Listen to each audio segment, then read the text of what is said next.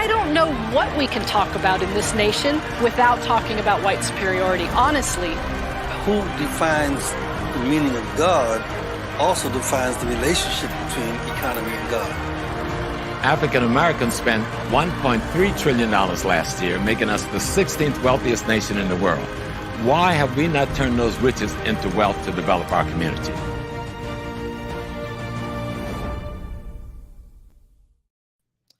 Peace, family. I'm so happy, and thank you guys for sticking with us. We had some little technical difficulties in the background, but we are good to go. Let me just give you guys a couple minutes to get in the house. I tell you, these two brothers, I like when these two people are together talking because you just never know what you're going to get. But let me tell you what you are going to get is the truth about whatever we're talking about. They are going to bring you the truth because they don't hold nothing back. They say what it is. And so I really appreciate that. Just a little, housekeeping stuff, our regular information we like to give out. Let me just first say shout out to all of you guys that got in here early. Michael Guest was up in here. He couldn't wait. At 7 o'clock, he was waiting. So that's what's up. Peace to Michael. And I see a lot of people who have traveled with us to Egypt and that are coming on this trip in February. So peace to Hazina. Can't wait to meet you in person. I see Ayelko, my man, Wolfman Lou. He just told me tonight that he's coming to Egypt with us. So that's exciting because I've been talking to this brother, I want to say like 2 years, but I've never met him. And so I feel like he's my good friend, but I just haven't seen him in person. So this is going to be great. Zenobia, peace from Stone Mountain. That's what's up. Rasha Mella. So hi to all you happy people. Okay, fam. First thing I need for you to do is like and share this video. Send it to everybody that you know, because this is a topic that it's all about Black folks. And this is, we're always having the in-depth conversation about how we can really, be liberated in this here land. So this is an important, very important topic that we need to discuss with the family. And so make sure that you are sending it to at least 3 other people. Make sure that you guys are liking and sharing the video. And while we're waiting, right there, you can go to happyfilm.com and get connected. You go to happyfilm.com, you can click the button that says get connected, and then you'll be put on our email list. So anytime, because, social media is funny and, they can shut you down at any, given time. So we like to, be able to have more contact with all of you that's part of the Happy movement. So make sure that we actually have your email address so you get the information first. Okay. And also while you're there, we have merchandise. We're clearing out all of our merchandise to bring in new stuff. So, the prices are really, really good. I have on my Happy t-shirt. I'll show you guys this later.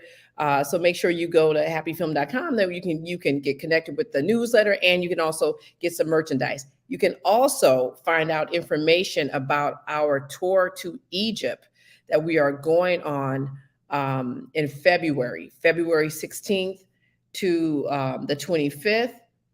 And, it's really exciting. We have some little new news we're going to, talk about later on with our trip to Kemet. So make sure, you can get all this information by visiting happyfilm.com.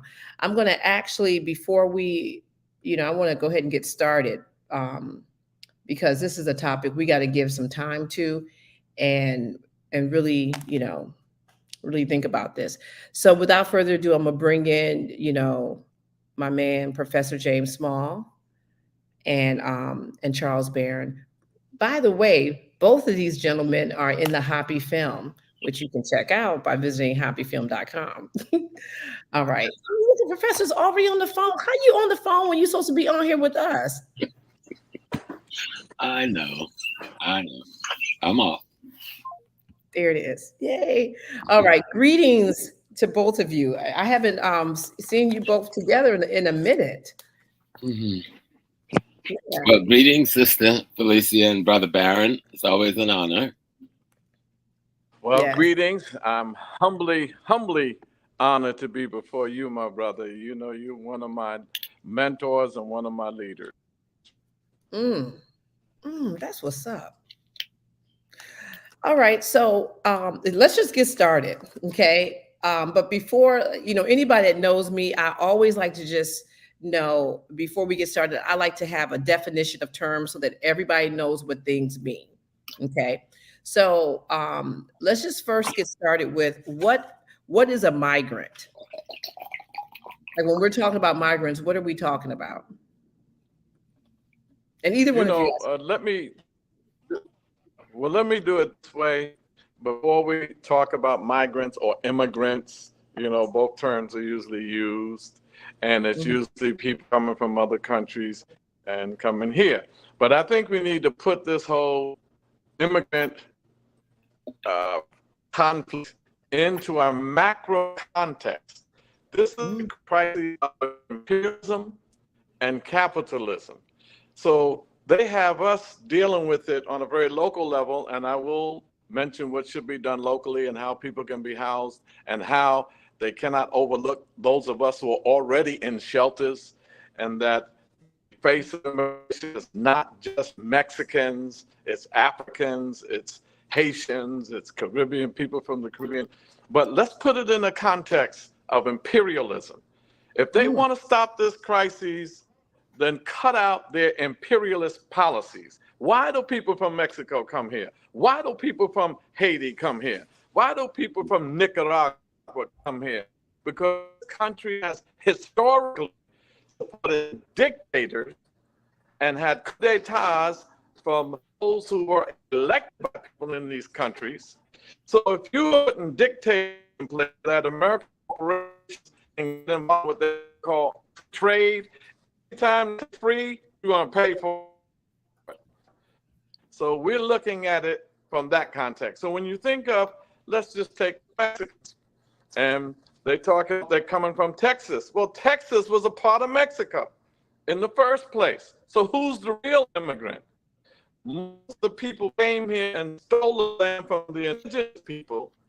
And then when they went scattered to other places and tried to come back, now they're immigrants, the migrants. You're the migrant.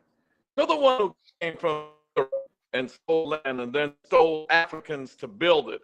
So it's their imperialistic foreign policies that put in dictators like Somoza in Nicaragua.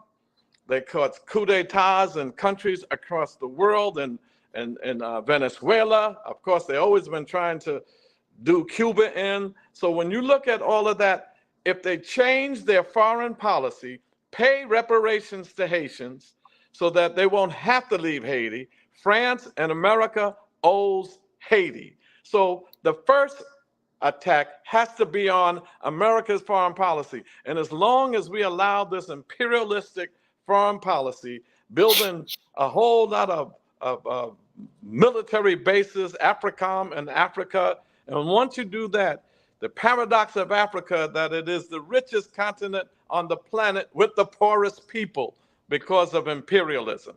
That's number one. Number two, once you get to the point where, since you have this policy, and now the chickens are coming home to roost, they're coming at your shores now, and so America says, what do we do with these people? What do we do with these people? And then when you look at the Africans who are already here, that's us. They're already in shelters in my district. They're already in shelters in the Bronx.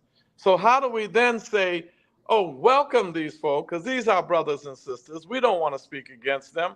But how do we welcome them? And we do in our districts when people have been here for 10, 20 years are locked in shelters and not even having the same opportunities that they're granting these so-called immigrants who are now, they're trying to give them $800 a month, give them some license to do some vending and all of that. We can't even get that. So now, as the white imperialists do, they have those who are at the bottom fighting each other because of the imperialist policies. Let's take New York City. New York City and New York State is huge. So what does Eric Adams do? The so-called black mayor, he's really blue, Mayor Adams cop. What he does is he puts extra shelters in East New York, in Harlem, in places in the Bronx, in our communities.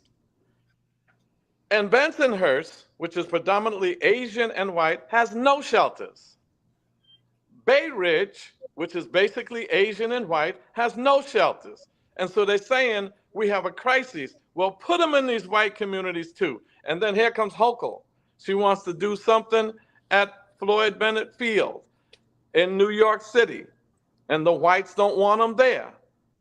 Well, we are oversaturated, and there's a law that doesn't allow for the oversaturation of shelters in a given community. Now look upstate, there's plenty land upstate. The New York State budget is $229 billion. You want to solve this? Then build some shelters, some homes for them, and all that land upstate, because we're oversaturated in black and brown communities in the city. That's why they're saying it's a crisis. Another thing, you want a shelter place for the new immigrants? Then take us out of the shelters, put us in permanent housing, and those shelters will be available for immigrants. This thing can be settled tonight if they were serious. It can be settled tonight. And I told this to Eric Adams. I said, why don't you put them more in the white community, put our people, and we ain't saying don't come to our place, we don't like you and all of that. We ain't have no bad words for you, but for the grace of God, it could be any one of us. But we are oversaturated. So now, Eric, put them in some of the white communities, put them upstate, Hochul. You got a lot of land upstate, and then have the money that they're given to these businesses to take care of immigrants. They're making billions and billions of dollars off this. How about using that for rent subsidies for permanent housing? And say in New York City, anybody that is any developer that wants to build new housing, 30% of it has to be for those who don't have homes, or the so-called homeless. We did it in East New York. I made sure that any project I signed off on, they had to have a percentage for the homeless or the unhoused. And we got over 300 people out of homeless shelters into permanent housing. We shouldn't allow them to warehouse our people in shelters. So you put them in the shelters. They should have a program for permanent housing. They should have a program for workforce development, finding them jobs like they want to do these immigrants. And they should have a mental health program for those who are being mentally challenged, and just warehousing them and throw them in the streets. Tonight, out of this $107 billion city budget and $129 billion state budget, we could solve this problem. And the federal imperialistic policies must stop. That's why I think the ultimate solution is revolution. Well, damn. Okay. You know what? I think you probably answered almost all the questions I had. Okay. So if this is a conversation you had with the mayor, okay, and the mayor's just like, I'm not going to do it. What can we like specifically do? I think people need to rise up just like they do in other communities. It can't happen from the top down. It has to happen from the bottom up. I think if people begin to say, I don't care how many black faces they have in high places, that is not no damn progress. Because the blacks that they put in high places in New York State, the mayor's black, the chancellor of schools is black, the commissioner of the police is Latino now, was black, the public advocate is black, the attorney general is black, the head of the state assembly is black, the head of the state senate is black, we have black borough presidents, we have black district attorneys, and we have more black poverty than we had in a long time. Black faces in high places, they are neo-colonial puppets of a colonial capitalist system that maximizes profit and greed over the need of our people. And when you put a black face on it, Kamala Harris, a black vice president, ain't heard nothing from her in a long time. But you have a black president, Barack Obama, that doesn't even mean anything. Because as long as you have a colonial capitalist system, who becomes the administrator of that, whether it's a neo-colonial black puppet like Barack Obama, or a neo-racist, fascist, ignorant madman like Donald Trump, or neo-conservative, neoliberal Joe Biden, they all are administrators of a colonial capitalist system that creates poverty, that creates imperialist wars abroad, and that creates an immigrant crisis that can be solved overnight. Wow. Professor Small, you have anything to add to this? Because I want to kind of go back. I know. I mean, what in the hell could I add to that analysis? Charles, that, sir, is one of the best overall analysis of imperialism, colonialism, capitalism in partnership with itself against the poor of the world. You just broke it down so simply, so basically, that I can't add anything except to say ditto, you know? And we see right now what's unfolding in West Africa is with the taking of Niger, of Mali, of Burkina Faso, and now Gabon. It's the same thing. You've got the neo-colonial Negro puppets who have been keeping our people in check for imperialism for decades on decades, being overthrown by young military regimes. And people say, well, it's the military, but let's address who is in the military. The young people are in the military, you know? And we can be sure that the enemy got some of their people in the ranks, but there's something happening that takes us back to the young president they murdered in Burkina Faso some years back. The brother Sankara, who loved his people, had the right approach to solving the problem, and laid it out just like you did, made it so basic. It's we can do it. They've got the capital, we've got the budget, but starting with the countries the people are coming from, most people don't know the history of Nicaragua, the history of Guatemala, the history of Mexico in terms of the American corporate structure and what they did to those countries. And they have the nerve right now to be in South Africa holding a meeting on the democratization of Africa, led by the Biden team. We're going to bring democracy to Africa. You know, you killed Patrice Lumumba. You've been responsible for the overthrow of almost every government in Africa in the last 20 years. And you're going to bring us democracy. And so we're sitting right here in the US watching the failure of the so-called democracy. Because these brothers and sisters, I've spent many years back and forth to Haiti. People do not want to leave home to come here.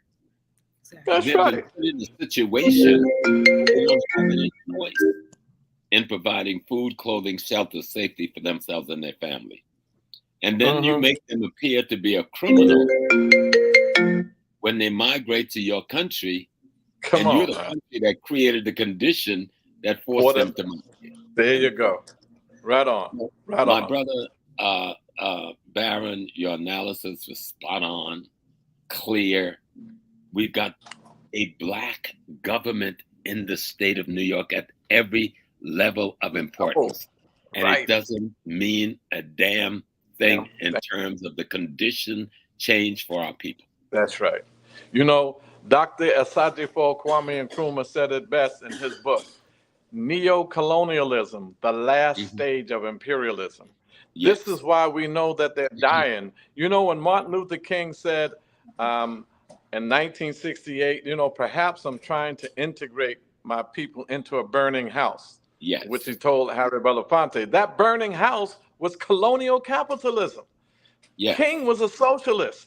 Eric Adams, Hakeem Jeffries said they are proud capitalists and said they are anti-socialist. They got to stop the socialist movement. This came out of their mouth. But yet they celebrate Dr. King's birthday, hundreds of people making speeches when they're celebrating a socialist. Dr. King was a socialist. And the reason being is because he was anti-capitalist and anti-imperialist wars in Vietnam and abroad. So Dr. Smalls said it well of what's happening in Africa. We got to understand colonialism. We live in black communities in America are domestic colonies of a colonial capitalist system. And here's where they get you. They get you focusing on racism. And we have to, but racism is the ideology of capitalism. It is not the system. The system is capitalism, and then you have a socialist system, and communism is the utopian system that doesn't exist. You have communist parties and countries, but you don't have a communist government. So when we look at every black community, what is a domestic colony? A colony is when a foreign nation takes over a sovereign state and brings in its military and extracts from its natural resources from that land and the labor, slave labor. That's what colonialism is. So domestic colonialism means that we, in black communities across this country, we don't have anything like Tulsa or Rosewood in the 21st century. There's no black community where we're in control of the land, the resources, the means of production, all of the social, cultural institutions like they had in Rosewood in the 1920s. So now we have none of that. We are over $1 trillion consumer market, and yet we have no community in the country that looks anything like Rosewood or Tulsa of the 1920s. And here we are in 2023. So let me put a slick definition on it, Charles, Brother Barron.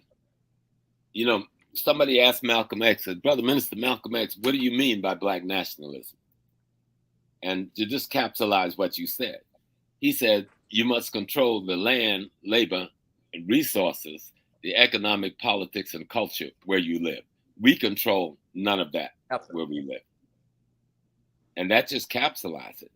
And and when we think of it, here we are expected to spend $2 trillion this year in consumer dollars. We control no land, we control no labor, we control no resources. We do not control the economics, the politics, or the culture where we live. All right.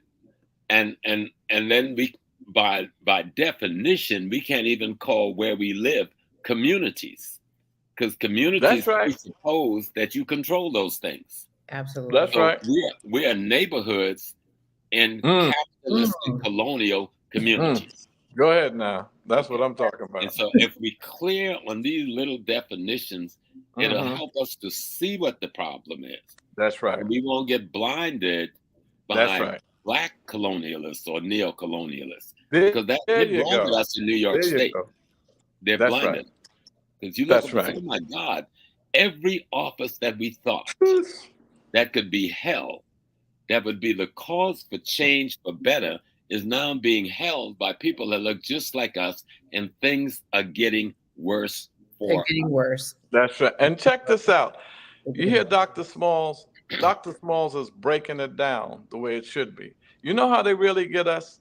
On racism. Now, you know, I am dead set against racism and fighting against it all my life. But this is what they want you to do. They want you to focus on racism, because then you're focusing on fighting for inclusion into a fatally flawed colonial capitalist system that will never, ever benefit you. So you fight against racism and you say, hey, we only had white presidents. We need a black president. Here, give him Barack Obama, but let's keep the system the same. We have a black female vice president. Here, some CEOs.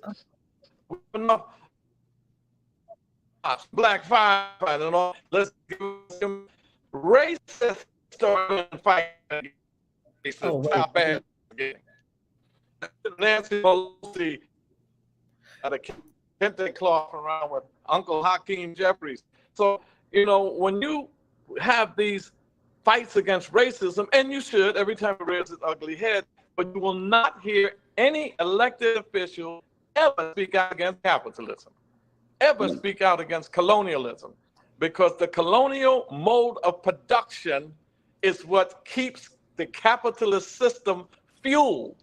So they know that we have to get them out of the plantation, off the plantation, because they're rising up. So what we'll do is create the prison industrial complex. So we'll transfer them from the plantation to the penitentiary. And we can still get the same kind of labor in the penitentiary. The 13th Amendment says slavery shall be abolished except as a punishment for crime. So we went from the plantation to the penitentiary. And then they keep making sure that you can have the political offices in our neighborhoods, but you can't have the land. You can't own the means of production. You can't. This is why I don't think we should go to black capitalism. We should be socialist. We should go for community land trust. We have one in East New York, and we're saying to the city, just as you gave these rich white developers the land in our community for $1, we want you to give that to the community land trust so that the community can own the land and the community can determine what's built on the land. And instead of having us being a business person and me hiring you and have you work for me so I become rich and provide you with some jobs, no. How about worker cooperatives where the workers control the business, the workers collectively own the business, and not just the individual. That's what capitalism does. Look out for number one, to each his own, survival of the fittest.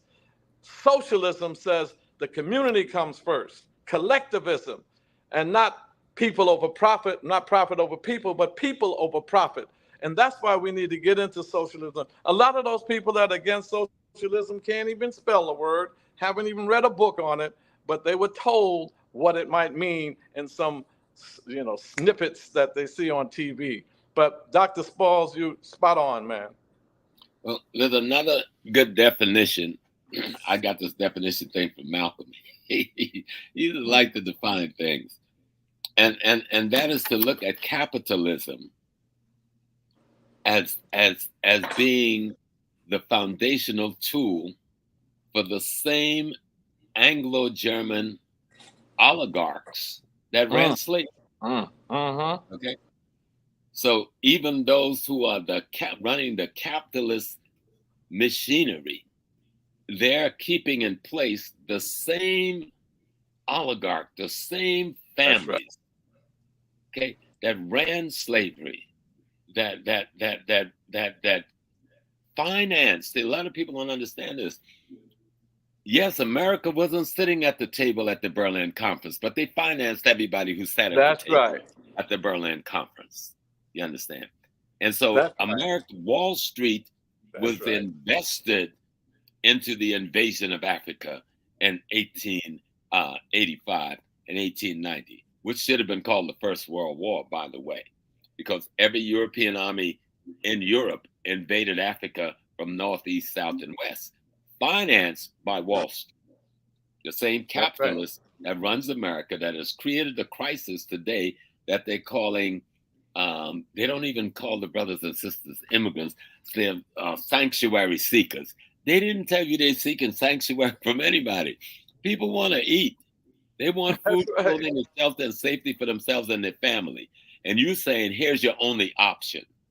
I'm going to take away all of your options in your homeland and force you into America to be cheap labor and slave labor for us to stand on corners and wait for construction companies to come and pick you up and pay you what they want and drop you off, and you can't say anything at the end of the day. And then we're going to go further. You know, I had to speak up in Watertown, New York back in June. I did something for Juneteenth. They knocked my telephone out from me for 2 months. Just got the use back like a few weeks ago, right? I said, what the hell? But I realized I had forgotten how rural and agricultural the state of New York is. Right? That's right. That's right. And where are they getting the workers to run this massive agricultural and rural state? We forget how agricultural and rural Long Island is. That's right. And That's where right. are the workers coming from to fill the slots in these spots? And I know how that gets personal because I have family members from South Carolina who 40 years ago was brought up here as really slaves and promised of jobs as domestics and found themselves in prison on farms in Long Island and was able to escape when they got a message through to my father, who took my uncles and went out there and got them. So we know that kind of stuff existed then and still exists now. But these brothers and sisters that's coming from all over Central and South America, and we see them going to Long Island, people think, no, Long Island is really nice. Yeah, there's a bunch of farms out there that need workers. Yeah. We have no insurance coverage, have no adequate home, have you name all of the things they don't have. So they become free agricultural workers for New York State. And they're not saying this. Every now and then you hear a dribble of it coming out, you know. And they know what they're doing. Yes, this they is do. Slave labor. That's This what it is. slave labor. And you know what's interesting to this budget? Mayor Adams has only done 2 New York City budgets. And 2. I've done 14. I know what's in these budgets. First of all, they said this year, 2023, there would be a deficit. We would have a financial problem. They have you thinking that we're in a financial crisis. Well, let me tell you something. In 2020, Wall Street made a profit of $21 billion. Wow. When COVID hit for 2021 and 2022, Wall Street made a profit of $51 and $56 billion. Then after the crises went down a little bit, they went back to their normal $22 billion profit. Let's come into 2023. They said it's a crisis. We don't have no money. I sat at the table, looked at the budget, and they said from 2023 and 2024, there was an unexpected $4 billion that came into the city budget. $4 billion, unexpected. They then have what they call a reserve budget for a rainy day. It's raining every damn day for us. A reserve budget of $8 billion. So they have an $8 billion reserve budget. They have $4 billion that they didn't expect, but said, oh, we got to pay $2-3 billion for the immigrants, and we got to pay $16 billion for the workers, for the unions to settle those things. Look what they're doing to the retirees. The retirees, I'm supporting them. I don't care what Lion Henry of DC 37 says. The retirees, Mayor Adams wanted to privatize their health care into Aetna and the Medicare Advantage. We call it Disadvantage.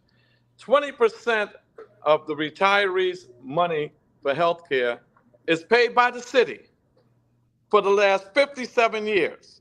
The mayor wants to now say, give it to Aetna.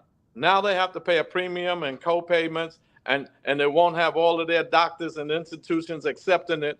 I fought against it, and we won in court, and I have a bill forward now. They're having a fit because Mayor Adams wanted Aetna to privatize it so he can save $600 million out of the city budget that we've been paying for the retirees for the last 57 years.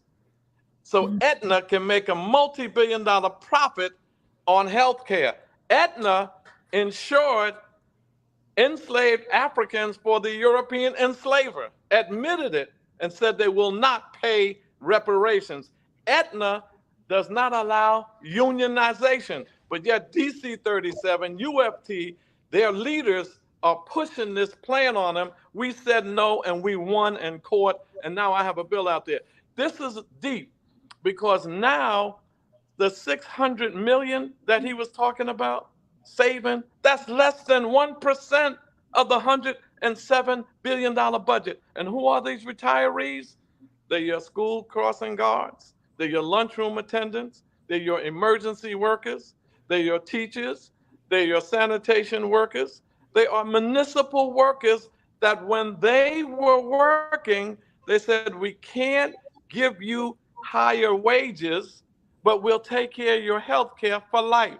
Now here comes Mayor Cop, Republican Adams, and decides he wants to privatize their health care and tells the active workers that if we don't do that like I want, then y'all gonna have to pay more. Liar, that's not true.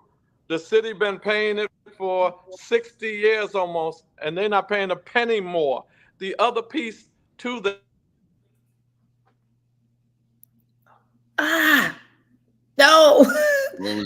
No, no. That's from the devil. I told you they messed my phone up for my brother Charles. People, listen to me. I know this young man here since he was a teenager. This young man is one of the most well-studied, well-learned political mind in the Black world. You hear what I'm saying? And everything that brother Councilman Barron just laid out to you is the truth and the absolute truth. Oh, okay. He's going to come back. And you know, what's interesting about that is that, you know, Eric Adams just had a press conference, I think yesterday, where he said that, you know, if they can't come up with the $12 billion that they're going to need by the year 2025 for the migrants coming to the city, is that the taxpayers are going to have to pay the $12 billion deficit. And so this is, I'm sitting here, I'm just like, okay, I'm just doing the math. I'm like, oh, no.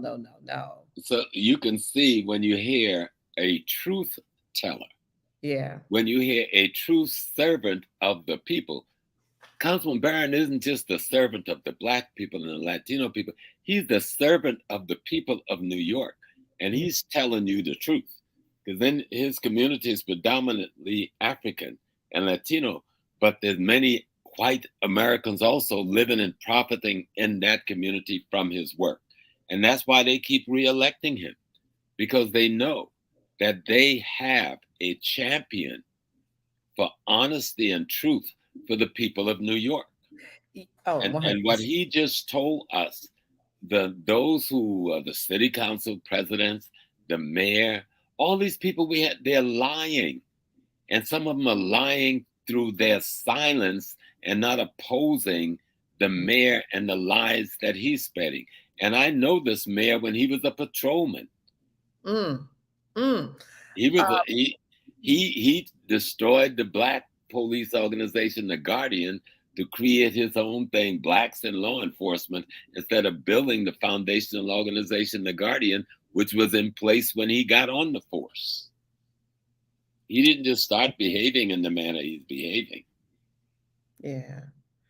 So, you know, while we're waiting for him to come back, because I know, you know, migration, you've talked a lot about migration, like this global migration. How does this current like migrant crisis compare to the historical migration, such as like the Great Migration of African Americans in the early 20th century? Are there like any type of lessons that we can learn from these experiences? Well, the lesson that we can learn is that we must learn to struggle to be more informed about the conditions and the people who control the means of production around us. When our people were migrating out of the South because of white terrorism, physical terrorism, murder, genocide, raping, and because employment, we were still in pretty much a slave culture in the 1920s and 30s, where we had no sanctuary and we had to work for whatever wage people gave us. And we were put in a situation where we put into debt slavery to such a degree that at the end of the year, when you paid off the debt, you only broke even. and you had to continue to work for these plantations in the South. I grew up on a plantation in the South, and so saw a lot of this. And so we migrated for the same reason people are migrating now, for economic survival, to be able to provide food, clothing, shelter, and safety. But the condition that forced the migration, as it was forced on us then, those are the same conditions of imperialist and colonial and capitalist greed that's forcing the migration of the people out of Central South America, Africa, Haiti. Because the people who are crossing the southern borders aren't just Latino people. Africans are coming from the continent, are coming across the southern borders. Brothers and sisters from Haiti is coming across the southern borders. Brothers and sisters from other Caribbean islands and from Brazil is coming across the southern borders. From Nicaragua, from Guatemala, from Honduras. All of this mix of poor people whose governments have been overthrown or controlled, whose legitimate leaders have been murdered, mostly by the United States of America. So what we're seeing is the result of imperialism. And people think imperialism is an ugly word that communists use. No, imperialism is a description of foreigners coming in your country and determining what commodity you're going to plant, and determining what your salary is going to be, and determining who your leader is going to be.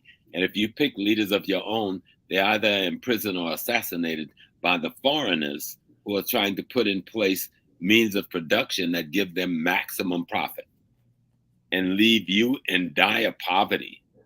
And so to try and live and have any kind of life, you have to leave the homeland that your ancestors left for you. And that's what we're seeing. So, Professor, listen, I mean, you know, and I'm trying to say this in a way that it doesn't sound like I don't care about these people coming to America, okay? Because that's far from the truth. You know, anyone that's in a place that's you know, that some of these things that we're hearing that's happened to them, and they're coming to a different place for a better life. You know, I understand that. It's not just a better life. These people are victims of genocide. But They're what victims about of economic genocide, cultural genocide, political genocide, and they're victims just running for their lives. So what about what about the Black folks that are here that Then are we need to join forces with them. We need to fight the forces that created the conditions. Fighting them is not going to solve any problem. No, I don't. No. I'm not saying I'm not saying fighting. I'm saying just the way you look at it, you've got to look at it right. See, if you don't look at it right, you think the victim is your enemy. No, I don't think the victim is my enemy. I'm not saying you do. Oh, okay. Many of our people do. We hear it in the language all the time. They call them the they, or those people.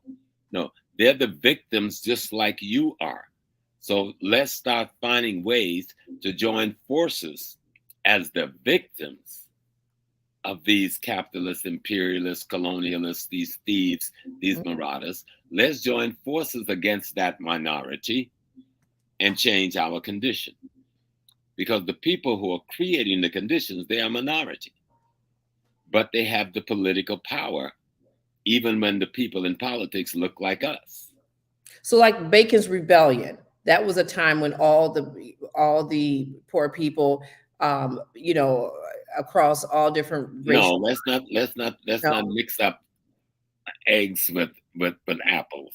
Okay. Well, no, I'm not impressed by the 1619 project, so we get that out of the way really quick. Okay. I'm just saying like the banding together of everyone. Well, Baker wasn't the first time we band together. Okay. And 1619 wasn't the first time we arrived on these shores. We had already had the rebellion in South Carolina against the Spanish. Okay. And those Black folks teamed up with the Native American folks and drove the Spanish back into the Caribbean. This is before 1619.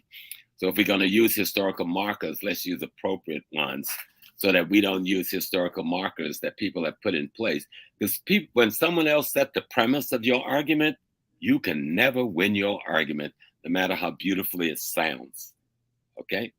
And so people who are oppressed need to find ways to work together, no matter who they are. Okay. We need to find ways to work together.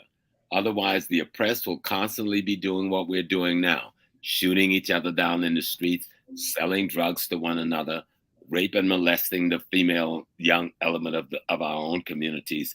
All those things are happening because we have turned in on ourselves rather than turn on the people who are creating the condition that's causing the poverty that's causing us to do and behave in the manner that we're behaving. And this comes from basically fundamental ignorance of history. You know, I always say history will resolve the mystery. And if you have just the basic knowledge of history, you know who the DuPont family is, and the Vanderbilt family is, and the Carnegie family is, and the Rockefeller family is, and the Morgan family is. How long have they been in power without ever getting criticized? Yet they control all of those people who at the end of the day is making your life miserable and untenable. So we've got to begin to really get serious about understanding who is behind the poverty that exists in the communities in Guatemala, in Mexico, in Chicago, in Detroit, in New York, in Miami. Who are the corporate structures and the banking structures that are thriving while people are living in poverty in those places?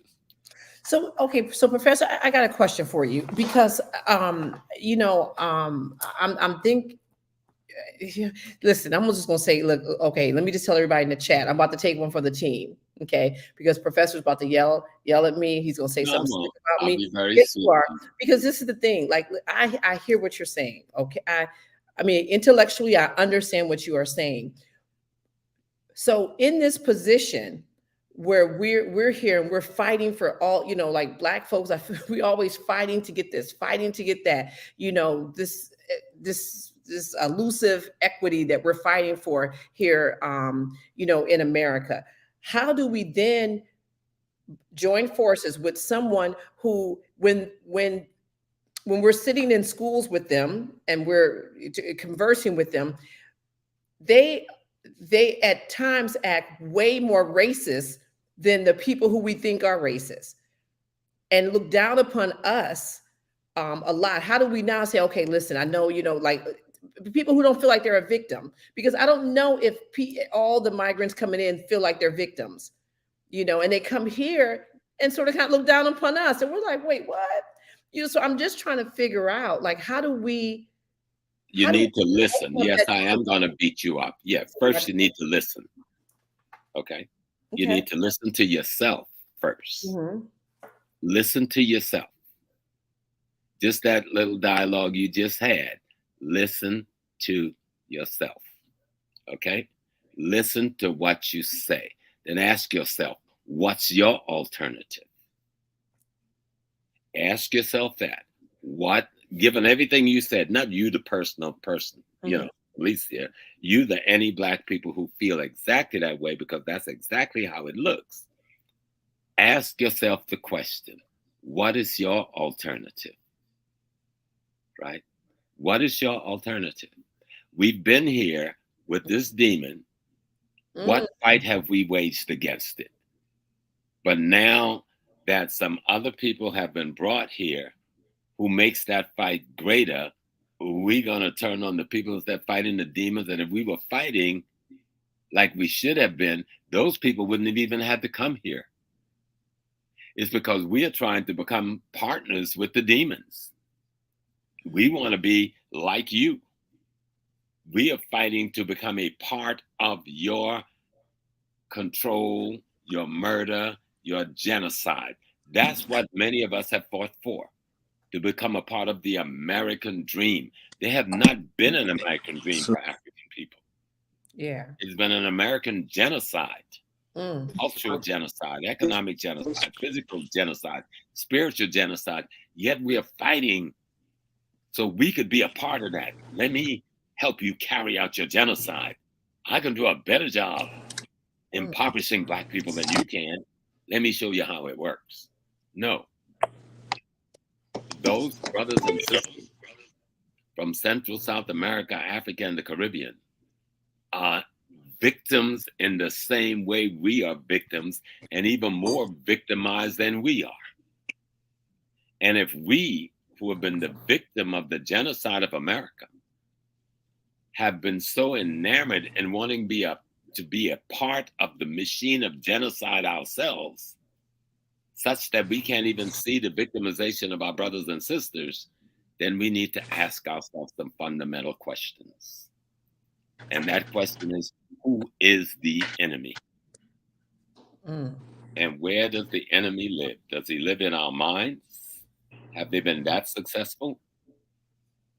Does it live in our dreams? Does it live in the action we will take?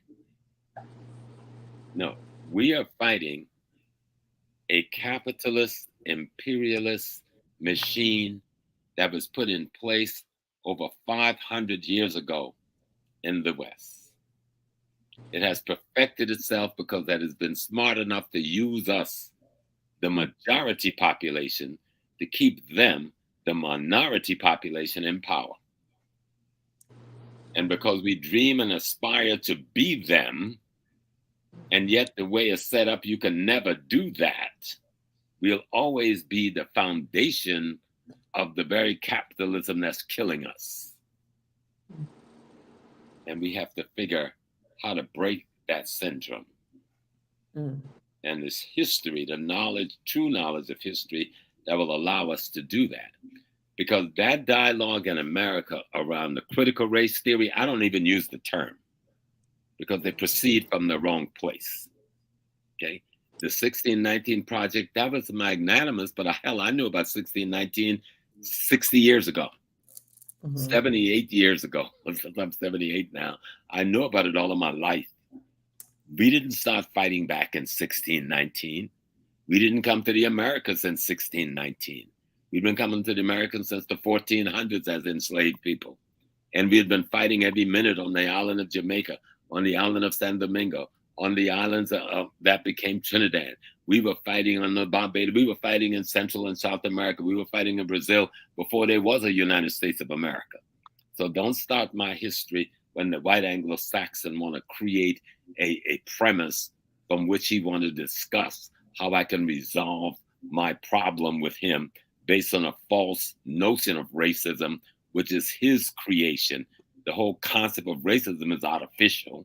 And I think Brother Barron was breaking that down very nicely. So I have to set the premise on which I fight.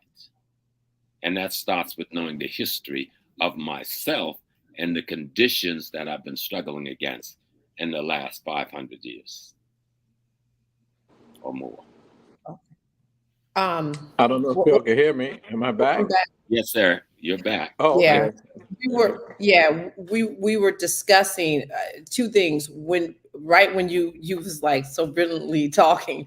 One of the things, I was telling them is that Mayor Adams yesterday had a press conference where he said that if we don't get this $12 billion, that the taxpayers will have to pay $12 billion by the year 2025 if the federal government doesn't give them any money to take care of the migrants that are here in the city, that this would be a taxpayer problem. But when you were sitting there doing the math, I was like, 12 billion, like you were talking about how they have the money. But they're playing like, what's that game where you have the three cones? Three-card Monte. They play three-card Monte. So the feds will say it's the state will say it's the city will say it's the feds. It's the feds, the state, and the city. America has over a $6 to $8 trillion national budget. 6 to 8 trillion. They have a $31 to $32 trillion national debt. Where did you spend all that money? A debt means you had that money, you got it from somewhere, because this is a debtor nation. So they have that. They print money when they want to. I've seen them do it. And how does Barack Obama, George Bush bail out Wall Street to the tune of $800 million, and then it turned into billions. They bailed out Wall Street, but won't bail out Fulton Street or 125th Street. They don't have money for us and homeless shelters, but they have billions for Wall Street to bail them out, saying they too big to fail. Because if Wall Street fails, then the economy fails. That lets you know the connection between capitalism and Wall Street. So we cannot allow Eric to put everything on the feds, and he has to do that as a mayor to try to get something from the feds. And then Biden will say, we ain't giving you nothing. And then Eric will say, see, it's all Biden's fault. And then Hochul will say, no, put him on Floyd Bennett Field. Eric said, no, put them upstate where you are, because they're racist, they're capitalists. It's about greed and profit and not the need of the people. There's no way you can tell me that the richest country in the world should have some of the poorest people in the world, Native Americans, indigenous people on reservations, black and brown. That's right, concentration camps. How do you have 40% poverty in the South Bronx, 40% in the richest city in the world? How do you have 30% poverty in most of our black communities in the richest city in the world? And you talking to me about federal government, but you got money for Wall Street. You have money for Aetna. You want Aetna to make billions off of healthcare, racist Aetna. So, you know, I've seen the budgets, so I know they're lying. I know there's a lot of money in this state. 229, do you know $229 billion is the state budget, $107 billion in the city budget. That's over $300 billion in one state. No African country has that kind of money. Most European countries don't have that kind of money. New York City, $107 billion is larger than 45 to 46 state budgets, New York City's budget. You have no idea the kind of money they have. And then they'll tell you, yeah, but we have expenses. Yeah, I'm not stupid. I've seen the expense and the revenue for 14 years, and you lied every year. You said we're going to have a crisis. You know we have a surplus this year? It's a surplus. But last year, they said they couldn't spend money out of the reserve account to help black people, help poor people, because we need to save it for next year's deficit. It did not happen. It's a surplus this year. So Mr. Barron, so what, okay, when you're saying that, you know, we have to rise up from the bottom up, and Professor Small is, saying that we need to join forces with, with the migrants coming over to take over the system, right? How do we do that? Like, what are steps that we can specifically do to make that happen? What we can do right away, and as I tell you all the time, I'm about power. That's why we named our organization Operation Power. There's only two things that you have, or people have over you. It's power or influence. Power is the ability to act. Power is to make decisions in your best interest. Power is to control the destiny of your community, economic destiny, political destiny. That's power. Influence is when you got to demonstrate, scream, and holler to persuade people who have power over you to make decisions in your best interest. So where's the power? In the city council. There are 51 city council members in New York. The city council passes the budget, not the mayor. The city council determines what's going to be built on city-owned land. That's why my beloved East New York is not gentrified. East New York is not gentrified. Bed-Stuy is. Those same Negro politicians that complain about the white gentrifiers, they're the ones who let them in. Laurie Cumbo, Tish Ames, they let them in. Hakeem Jeffries, they let them in the 57th Assembly District and then complain about the community being gentrified. Well, you did it. It's like Washington, D.C.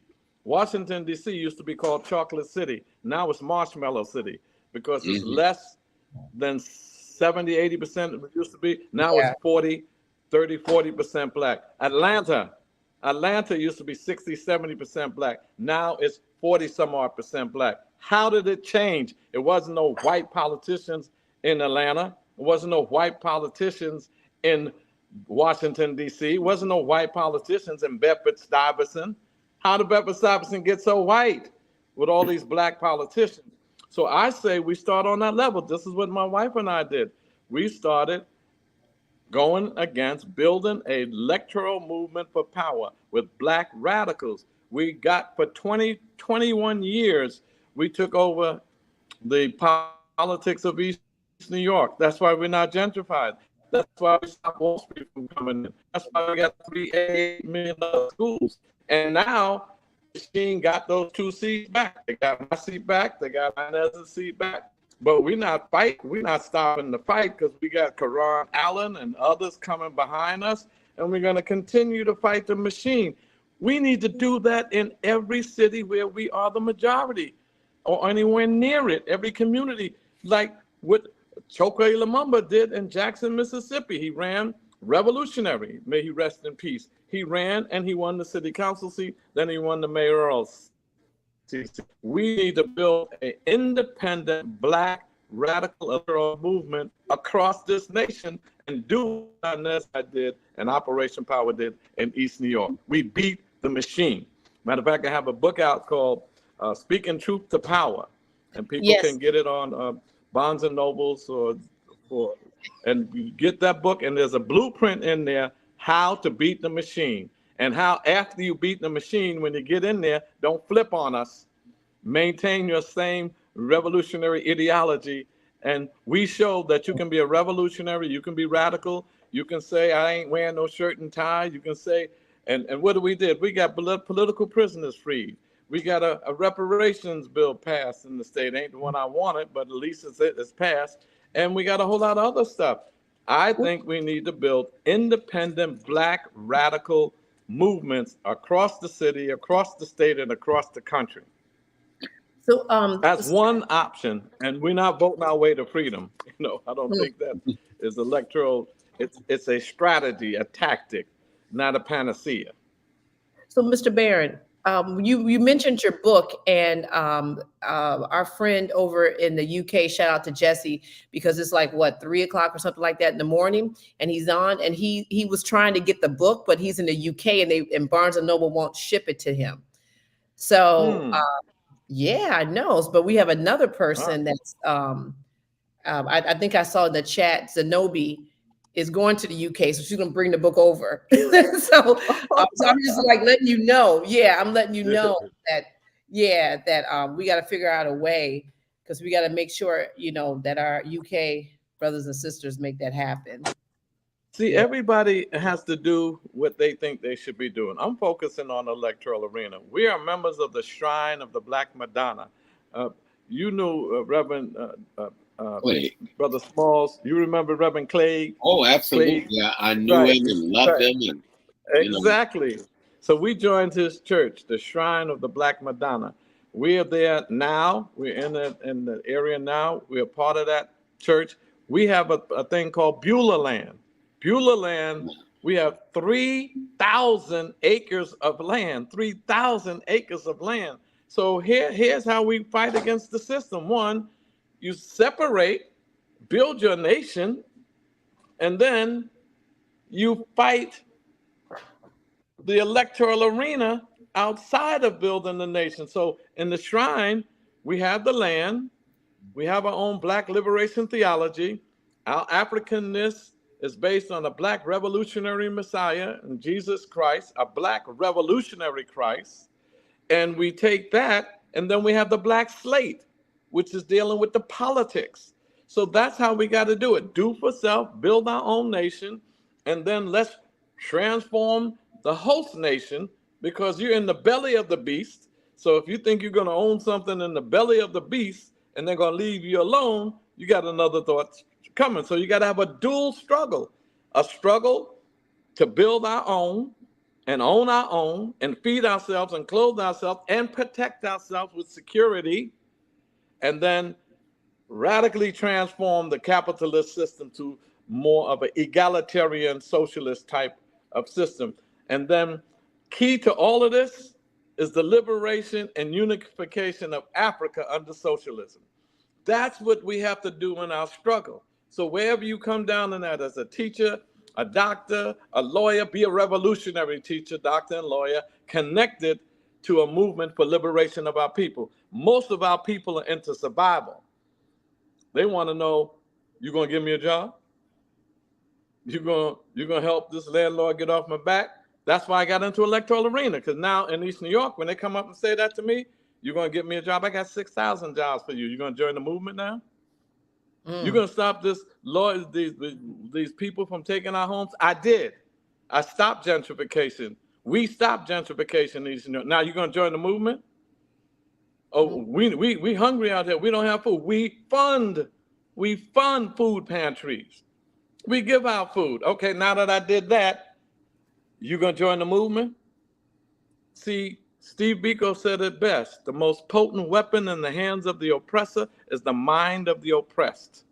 And we gotta capture the mind of our people, because capitalism has got it.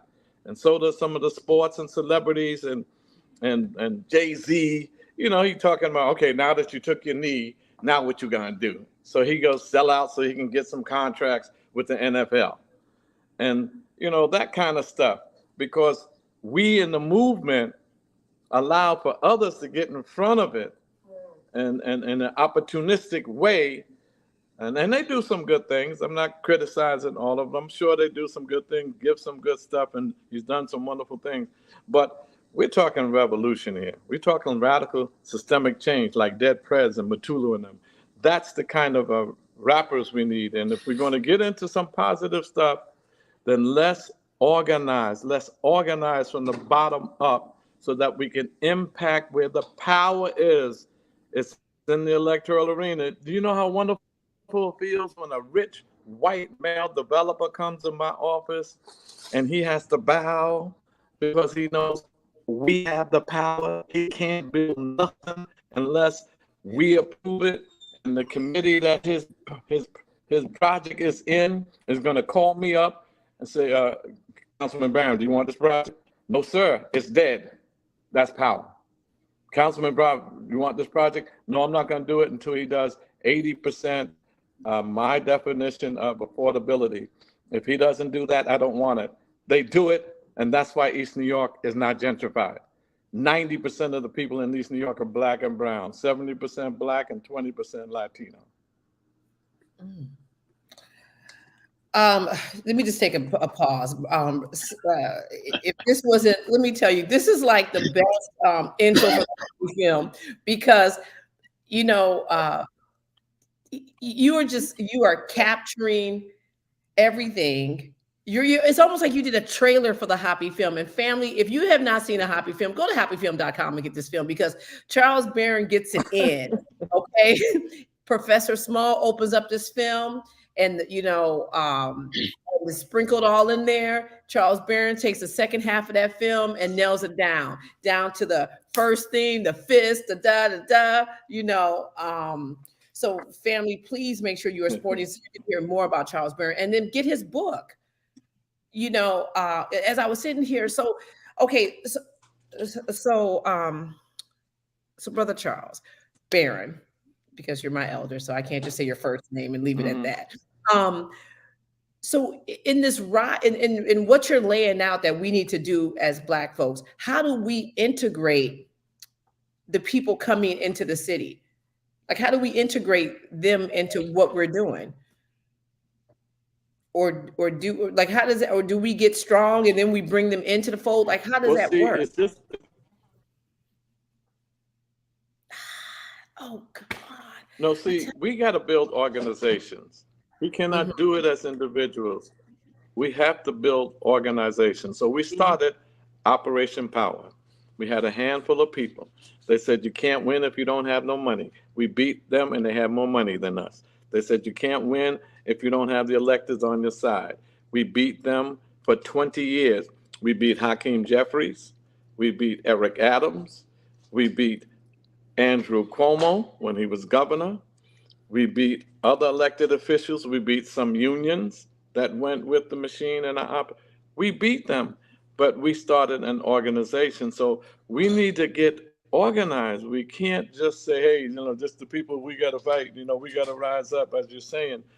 You got to join an organization that's doing something progressive. And if you don't find anybody out there doing something progressive, then you start one on a local level. I joined my block. You know how I got in electoral politics? I joined my block association, the Bradford Street Block Association.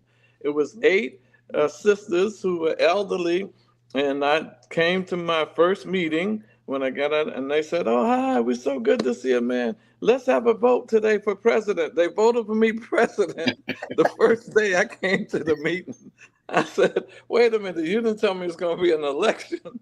They were so happy to see a black man, a man come into their meeting. And then what we did, was 8 of us, 9 of us, and Inez, and we said, look, let's first shut down that drug selling store on the corner. So we put up signs, drug-free zone under video watch. And then every Tuesday and Thursday, we marched up and down and said, hi, y'all, to the drug people dealing. This is our neighborhood. And they was wondering where the cameras were. 2 weeks later, shut down, gone. We stopped an environmentally hazardous incinerator from coming into our district because they wanted to pollute the air just to build energy. We were able to stop them from taking out the fire alarm boxes, saying there's too many false alarms. We stopped that. They had coal-fired furnaces in our school, and we stopped that. So we've done a whole lot for the parks. We built Gershwin Park. We call it Sonny Carson Park. When I came in there, it was nothing but dirt. Now it's one of the best parks in the city. So if you build a movement, you can do it. And we can do it on every level. We're going to have, and I'd like to come back for this on October 27th, 28th, and 29th. We're going to have our second National Black Radical Political Conference. It's going to be in Baltimore, Maryland, and I want to tell you more about it. We had it last year just to test it out. We had about 60 people show up, and we had about 12 states represented. Now, and our agenda is anti-capitalism, imperialist wars, and for reparations, for freeing political prisoners, more socialists than capitalists. And we got people all over the country that want that. We got to build it. So organize. You got to make sure you come back on and talk to us about that. I didn't know that was happening. Yes, please. I know. That was my bad. We were testing it out the first year just to get a feel of it. And once I saw it was real, see, I don't like inviting people to stuff and say, hey, man, they're talking all of this. Is it really going to happen? Now that I see we got real people, we made it happen. So I'm definitely got to come back to tell you about that on October 27th, 28th, and 9th, the National Black Radical Convention. Oh, family, right there in Baltimore. Okay, that's what's up. I'm sorry, you were. I had to make sure I got clarity about that. Go ahead, you can finish. Oh no, you got it. You got it. I just want to let y'all know that we definitely have to organize and know this too. No form of our oppression is permanent. I know it feels like imperialism is definitely invincible, people think, because they got all the weapons, the military weapons, they have all the economy, but listen, Huey Newton said it best, the spirit of the people is greater than the technology of them. And we no, they said the Roman Empire would never fall. They said the Russian Empire would never fall. It fell and trying to get back up. And the American Empire is falling right now all over the world. People are rising up. Nigeria, that you mentioned, they're rising up all over the world. Any leader that subscribes to any permanency of our oppression is not fit to lead us. If somebody tells you we can't beat capitalism, we can't beat racism, we can't beat America because we don't have this, we don't have that. No form of our oppression is permanent. We have to realize that history is on our side. Look who America supported all over the world. Batista, a murderer in Cuba. Baby Doc and Papa Doc, murderers. Pinochet, a murderer in Chile. Marcos, a murderer in the Philippines. The Shah of Iran, murderer. And what happened to all of them? The Sandinistas beat Somoza.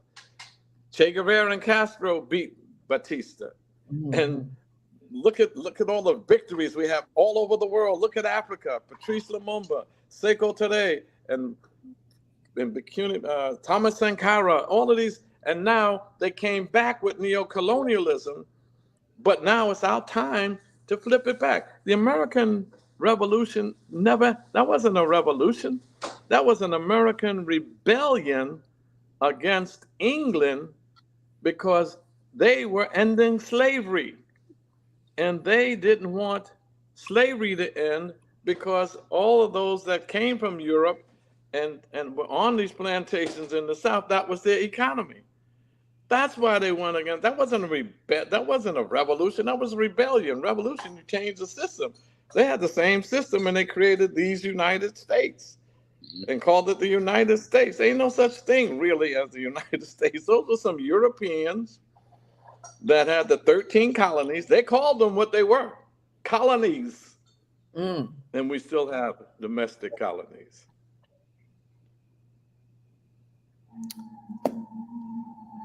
Well,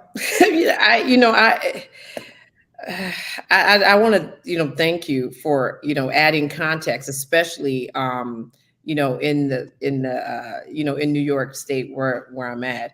I want to, like the numbers are so alarming. And I'm sitting here, the wheels are turning. I'm just trying to think about, how can we, start to get organized, and I do have this question, because you said about joining institutions. Do you have a list of institutions that are as radical in their thought process as you and your wife Inez? And shout out to Inez Barron, your beautiful queen. Absolutely. I don't know what I'd do without her. That's my heart and soul. Yes, yeah. It is. I always tease everybody. They say, you're all a little different. I said, yes. When I fight you, you see the punch coming. And if it hits you in your eye, I'm the one that gave you the black eye. When Inez fights you, you're talking to her and she's smiling. And then when you go home, your eye swells up. And you say, who did that? Let me tell you. I didn't even see that one coming. Yeah. She did an interview with us like early on. I think our first year of Hoppy Talks. And she had said some things. And, I was sitting there interviewing and I was listening to him. But it wasn't until I actually went back and listened to it. I was like, oh, my God, she said this. Okay. Yeah. And she's just nice smiling lady. I'm telling you, she is brilliant. Yeah. She is as radical and revolutionary as I could ever be. But, I'm in your face. They say she's class and I'm crass, but I think we're both class in our own way. But she doesn't play, and then when she makes a commitment, she honors it. And that's the thing we got to have. A lot of Black Panthers got into the electoral arena, and some anyway, and flipped after they got in. Some civil rights leaders got into the arena and flipped. And look what they do with the civil rights movement. They have these civil rights leaders going to Washington for another March on Washington, the 60th year. But they're supposed to be disciples of Dr. Martin Luther King. Well, why don't you act like King? Because in his last year on earth, in 1968, he was organizing a poor people's campaign to go to Washington, set up Resurrection City, and say he was going to engage in militant civil disobedience. They were not going to leave until they got the $60 billion anti-poverty program passed by John Conyers. They were going to go to the airport, stop the planes from taking off. They were going to each of the government buildings and stop the business that's going on as usual, militant civil disobedience, until the bill was passed. These leaders are going every year to have speeches and photo ops and come back empty-handed. A blank check, as Martin Luther King would say. Martin Luther King was for reparations, and he was a socialist. So some of these rare people that claim all of this stuff for King, they're against socialism. If you're against socialism, you're against Dr. King. Because Dr. King was a socialist. And Dr. King, toward the end, said, perhaps I worked hard to change, reform the institutions of the South. Well, now I think differently. Little change here, little change there was not working. I think we need a radical rearrangement of the entire society, a revolution of values, and a move toward democratic socialism. Talk about that, Martin Luther King. Martin Luther King said we're living in domestic colonies, and the power needs to be transferred to the Black people in the ghettos, as he called them, domestic colonies, so we can determine our own destination. That's the same thing the Black Panthers said. The first edict of the Black Panther Party's 10-point program says we want to determine the destiny of our Black communities. We want that power, and we want to control all of the institutions in our community that impact our lives. Martin Luther King and the Panthers were saying the same thing. Not all the way, just on that one, on that point. There were some other things, Even the question of Black power. Martin Luther King said, I don't have no problems with Black power. If you talk about economic power, political power for Black people, he had problems with the Black power slogan during the march with him and Stokely Carmichael, Kwame Ture later. He said, if you say Black power, you're letting white racism off the hook. And they're going to ask us to define that instead of a focus on white racism. But Dr. King was wrong. Stokely was right to say that because it reverberated all over the world, because that needed to be said at that time because all of this other stuff was not working. So we needed to take it to another level. That's where we are now. We need to bring back the call for radical systemic change, revolution. We need to talk socialism. And when you say communism, listen to the systems. Communism, communalism in Africa. Socialism, people. Feudalism, those are monarchs. Landlords, the lords of the land, that came from feudalism. And then capitalism, that's the god is money. So capitalism, feudalism, and then you talk about socialism, communalism. Communalism, and Dr. Smalls knows this better than anybody, that how systems operated more from a collective communal perspective than an individualistic capitalistic perspective. Mm. Mm. Wow. I'm going to tell you right now, when we were thinking about doing this show, Taki and I had different, I had a whole list of nice questions, all nicely, sat there, and I was like, okay, I'm going to ask this and ask that. But, you just started off, and this whole idea, I didn't even think about it from this perspective. I was really just thinking about how, as Black folks, I feel like the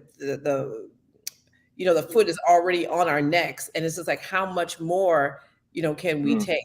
Especially when I look at the education piece, because there's a lot of we don't, this teacher crisis is happening in terms of just not enough teachers, to teach the kids in New York City. And so they're just, sort of just taking people who have like not even real training to stand in front of our kids. But then, the other piece is that, I was thinking about with all the influx of people coming into the classroom, like where does that, like what happens to those kids sitting in the classroom in terms of just like the language barrier? Because, I have a couple of friends that all have kids like that around like kindergarten and first grade level. And, and they're talking to me about how like most of the classrooms that they're in, the teachers are Hispanic teachers, and they basically teach speak Spanish almost all day because that's the population that's coming in.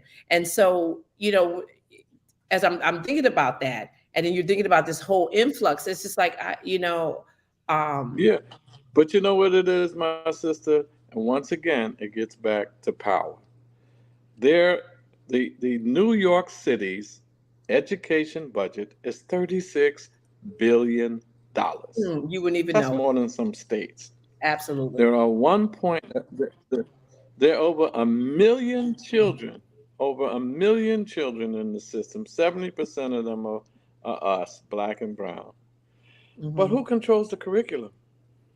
Who determines, what's going to be taught?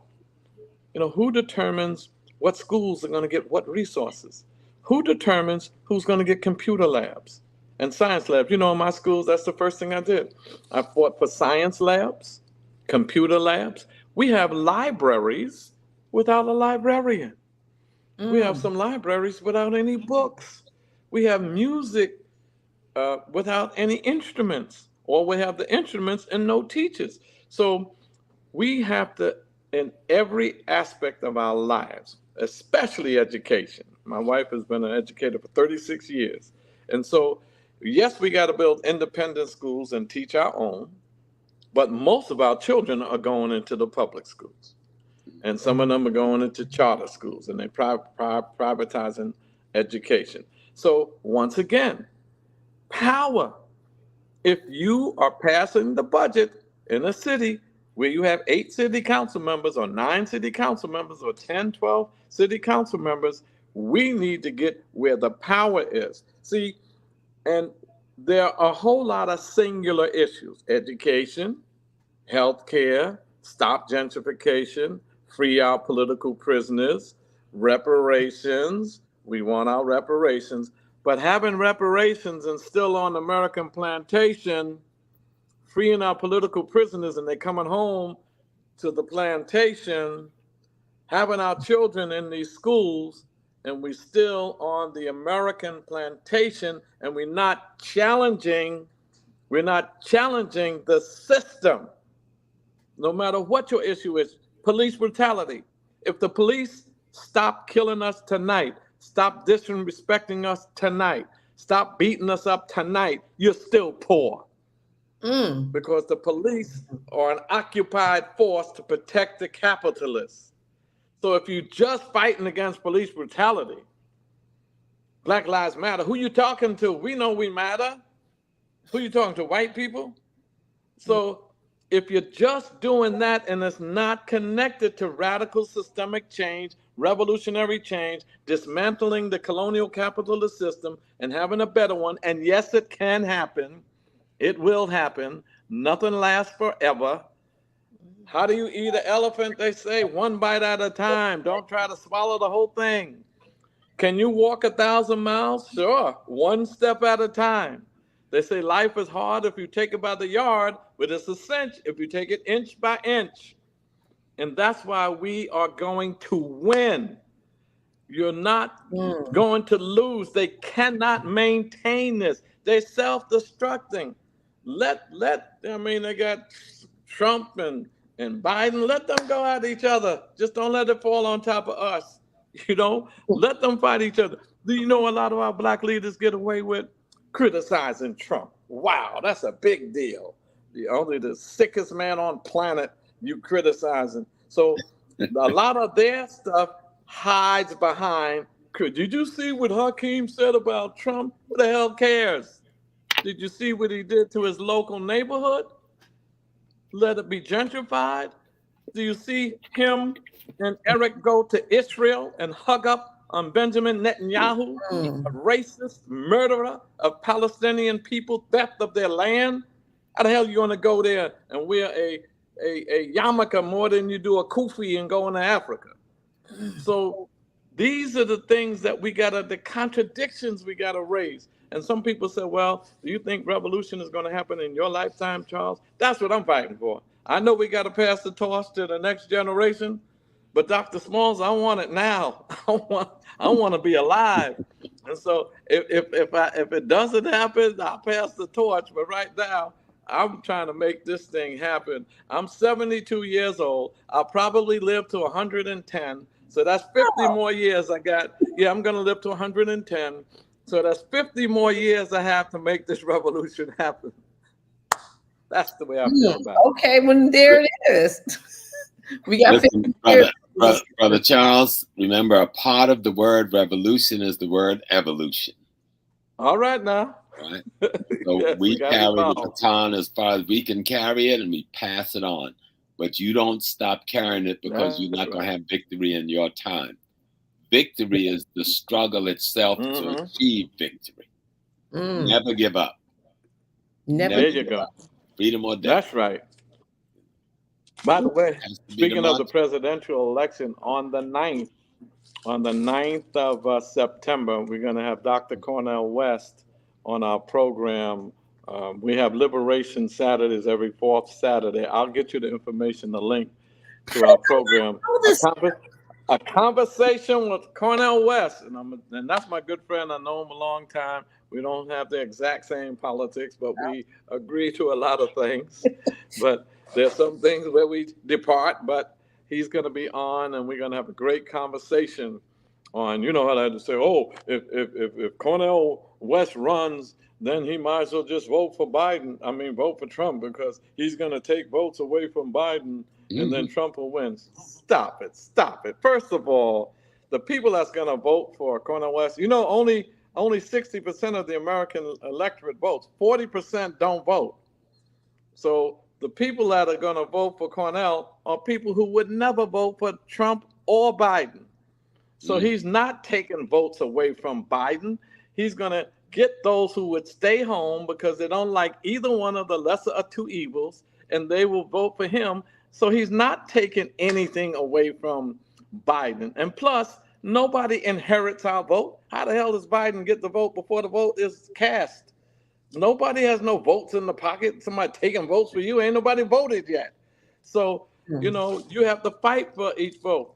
The people, the independents, and those who are Democrats who don't like either Biden or Trump will vote for Dr. Cornel West, and he'll put these pieces forward. So no, don't let them fool you into thinking you gotta stop the lesser two evils. Oh, we gotta stop Trump. We gotta stop Trump. Stop Trump. You need to start Biden. Start the Democrats. You mean stop Trump. Biden and the Democrats. Biden's the one who did the crime bill. Barack Obama deported more people than Trump ever deported. And some of those cages that you saw and they put on Trump, those were what Biden and Obama built for the retiree. And the Africa man, there was about 5 or 6 countries that had military bases when Obama took office. When he came out, about 40, 50 countries now have military bases in Africa under your black president. And we supported him at first, said, okay, black man running, the masses like him. We had our critical support of him. Secondly, when I saw him killing Muammar Gaddafi, and what, are you crazy?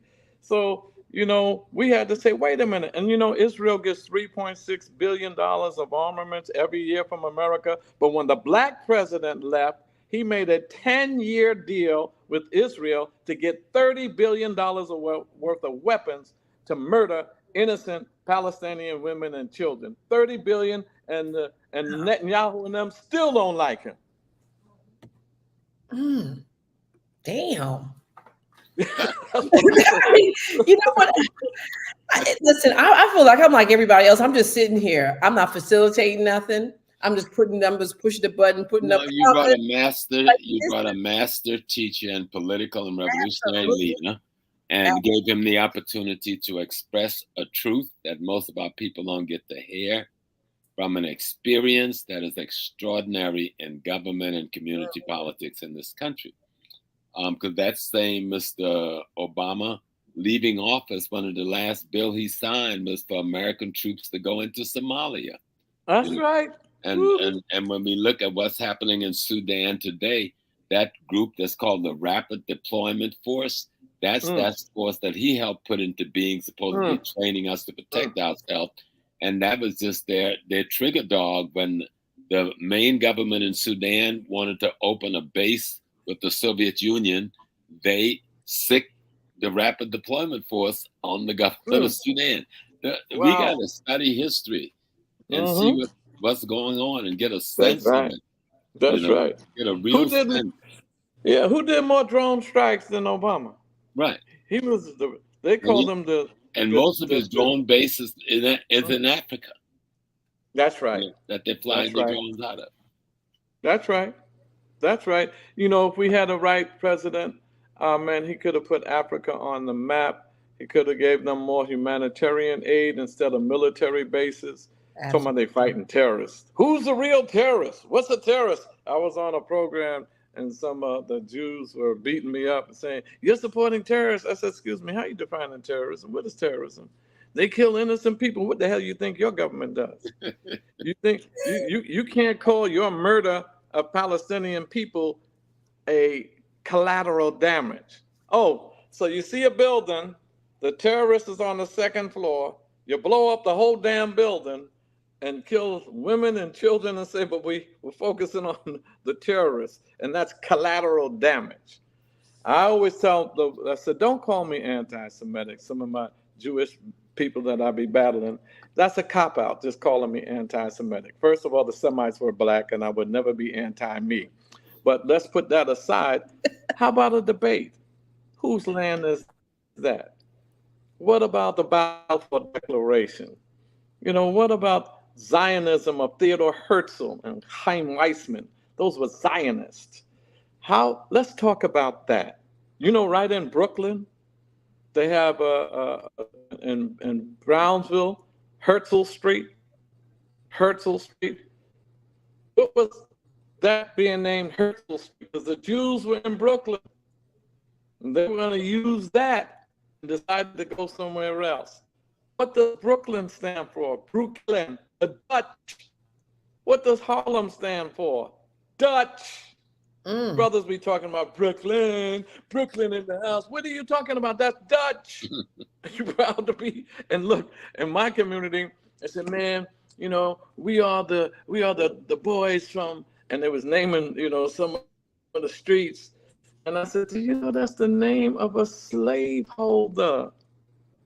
How could you tell yourself the name of the slaveholder? Most of the streets in Brooklyn are named after slaveholders. We got to change the names of the streets. I'm glad in Harlem they have Black Panther Way now on 122nd Street, but we got to change the name of the streets.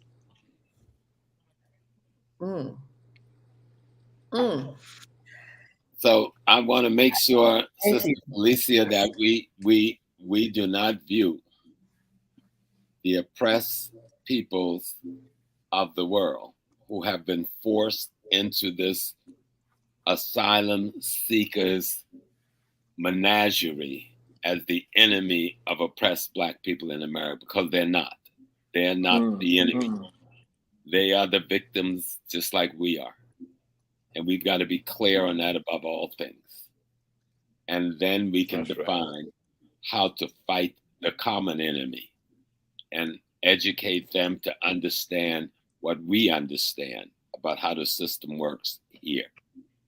Because when you're hungry and your family is being killed and you're impoverished and you can see no hope and no tomorrow, you will run wherever you have to. Okay?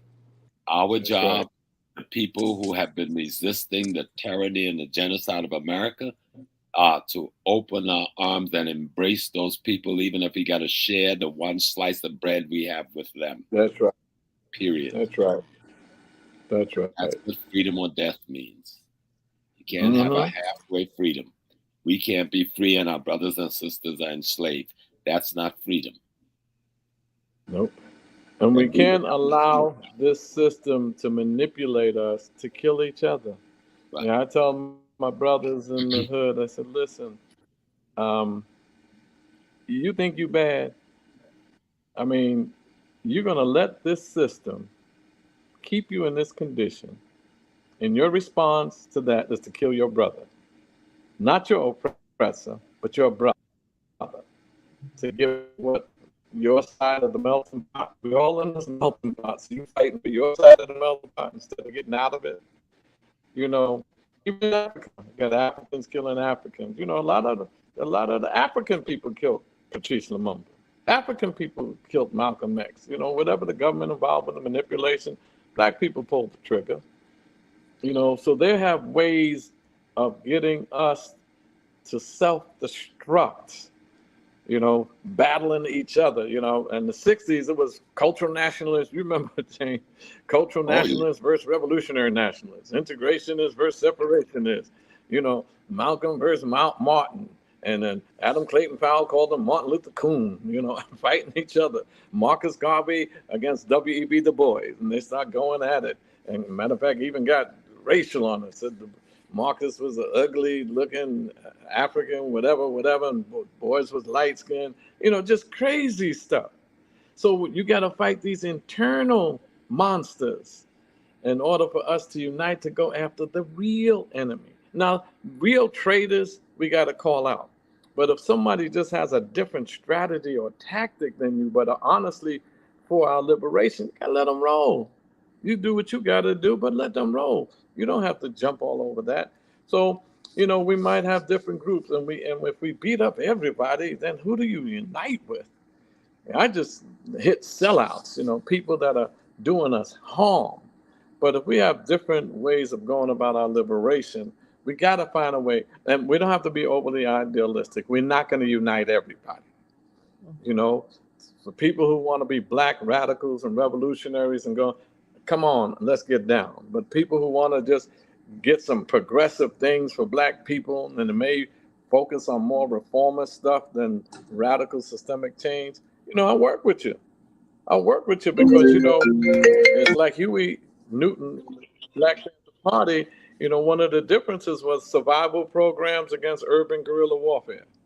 So, Huey said, we got to feed the people, we got to feed the breakfast programs, and we got to have health care and survival packages and sickle cell anemia tests and all of that. And some others said, no, it's time to go underground and handle our business. So, sometimes we divide around tactics. Sometimes we divide around ideology. But the bottom line, if someone is sincere and genuinely fighting for the liberation of our people, lighten up. Let them do what they got to do. You do what you have to do. It's the traitors that we can't let off the hook. Okay, we're going to close. I just have one last question. Are there any, is there any like institution or any like group of people that recognize this game, and not from a Black perspective, but from migrants coming in, that have suggested that we work together? Like, has there, like, is there anybody coming in that's like, what? They're trying to pit us against each other. Let's band together and let's try to fight this. Has there been any like standout person or institution doing that right now? Well, there's a lot of small groups doing that. Some of the elected officials, saying we welcome them, and some of the progressive people on the city council are saying that we need to have sanctuary cities, just allow them to come in. But the problem with it is not, whether they have any people that will support them and work with them. It's Eric Adams. It's the people with the power that's causing the division, that's not taking care of the people here and dealing with folk coming in. It's that kind of stuff. So we got to fight that and not let them pit us against each other. So some of us are saying that, and we don't want to say, not in my backyard, no, to put them somewhere else. We're saying that we oversaturated, and we welcome you, but we oversaturated, so they need to put them in other communities where they have no shelters and no place. So I think we have to embrace them, because who's an immigrant? They're African people. They're Caribbean people. They're Latino people. They're us. That's our brothers and sisters. Yeah, language don't change So I your don't race. know, sometimes we say those people. No, that's us. Yeah, no, but it seems like Exactly. we understand that, but they don't understand that. It seems And like we have to teach that. And we have to be the example. We have to be the model to teach that. You have one of the most powerful platforms there is. And what you've done tonight has been exemplary towards that fact. Platforms like this have a responsibility to teach what the people should know. I speak English, but that my brother who speaks Yoruba, we're still African. I have a daughter-in-law, she's upstairs sleeping. She's Dominican. I have another daughter-in-law across town. She's Jamaican. I married a woman from Trinidad, St. Martin. Okay? We're one African people. And we need to be clear on that and forever clear on that. Because they've played this game with us. Like you come from Plantation A and I'm from Plantation B, so we're supposed to be hooking up for Freedom with Harriet. Okay? A and B need to hook up with Harriet Tubman on Plantation C so we can get the hell up out of here. And that's right. That's right. Now you asked a direct question that I shy away from sometimes when you say, who can you recommend people to go to? Because, you know, it's a lot of people that are in this for money, because there's money in dealing with the immigrants as well. The people that are getting contracts from Eric Adams to deal with this. So I'm gun shy on that, but I tell people that in your area, in New York City, wherever you are, you know, you need to go to City Hall, go to the community board meetings, get involved, and you will hear who's doing what and who, with organizations and groups are doing what. Right now, there's some elected officials. Many of us are supportive of immigrants, but we're not supportive at the expense of those of us who are already here and in shelters and in poverty and unemployed. We have to deal with both and not pit them against each other. So whoever is doing that, that's what the people should gear themselves toward. And if there's nobody out there doing it, start your own. You know, start an organization, start a small group, a collective. Don't have to be a big, sophisticated anything. You know, you can say us 10 people. There's a lot of people doing stuff, you know, seeing the people online, bringing them food and doing it. But the bigger question about the policies is where the politicians come in. Well, thank you. Thank you, Brother Charles Barron. Thank you. And, you know, and thank you for saying that about you didn't want to recommend to somebody, because I was like, I done asked this brother like twice for something. And I was like, well, maybe he's having the same moment. And I said, I ain't putting none of these folk out here. Yeah, I tell you, to be honest with you, there's so many people I don't trust.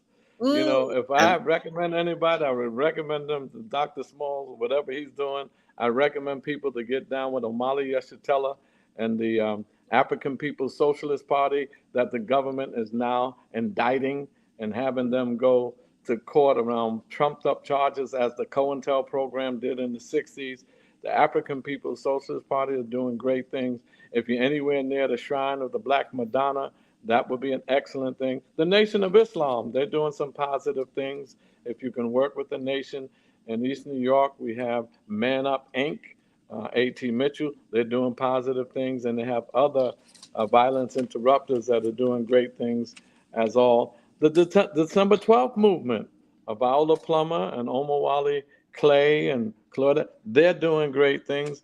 Dr. McIntosh and Simotep, you know, that's 10 people I recommended. Those people I know and trust. And if there's any branches of them dealing with immigrants, fine. But these are organizations you should consider being a part of, because they have a record in our movement. They're trusted, and we know their track record. So that would be something that people could join. And Brother Charles, here's where we're failing. When a crisis like this come up, and we see this force coming towards us, then we get defensive. But where were we at the PTA meeting? Where were we at the school board meeting? When were we at the community board meeting? When were we at the land distribution board meeting? All these other instruments in our community that makes local politics work. If we want to be in place to make this make sense, then we have to be in place in our local political apparatus where we live. Right. And if we're there, we'll be on top of what Adams and the others are trying to do to us. And we'll be in position to alter and counter a lot of that stuff. And that is one of the big keys. I was president of PTA about 10 different times in my life when my children was in school. Every school they went to, I was at the PTA meeting, even when I was the only brother up in there. And we have to be there. I was at the school board meetings in Harlem. That's right. I even started with some brother with Tony. You remember Brother Tony That's Spencer? right. God bless his soul. We started 2 Democratic clubs of our own, so we wouldn't have to be up with Charlie and them. We wanted something more progressive. Look at that. You've got to Look fight at at that. the local level. You That's got to get right. involved in every instrument that's available in your community and use right. those instruments. Take it from the others That's right. and use it the way That's we right. do. There you go. Right. Start off with your block association. And if you live in public housing, go to the tenant association meeting. That's how I got elected. I went to the block association meeting, the tenant association meetings. You got a church in your district. If you think the church is doing well, if they're not, you can tell them that this is what I want you to do, whatever. So, you know, we have plenty organizations we could join. It doesn't have to be specifically for the immigration issue. But, you know, there's a lot of organizations doing great work that we should join. And every community has a community board. Every community has a block association, tenant association.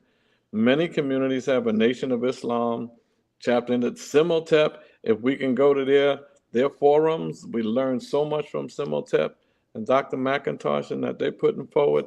And follow up and read up. He has a couple of books out, Amali Yeshitela and the African People's Socialist Party. They have land and institutions in Oakland, California, in St. Louis, and in St. Petersburg, and they have chapters all over Africa and the Caribbean. And they organize, and they have a group of white people that are supporting them as a support group saying, we're going to pay you reparations because our people did you wrong. So they got white people organizing, paying them reparations and doing things. So there's all kinds of organizations out there. Somebody got to be doing something you like. Got to be doing and so, yeah, there's no reason for anybody not to be connected with nobody. And let's not forget the night before we end that we tell our people, support those brothers and sisters in Mali, support those brothers and sisters in Burkina Faso, support those brothers and sisters in Guinea, support the brothers and sisters in Nigeria, and now Gabon.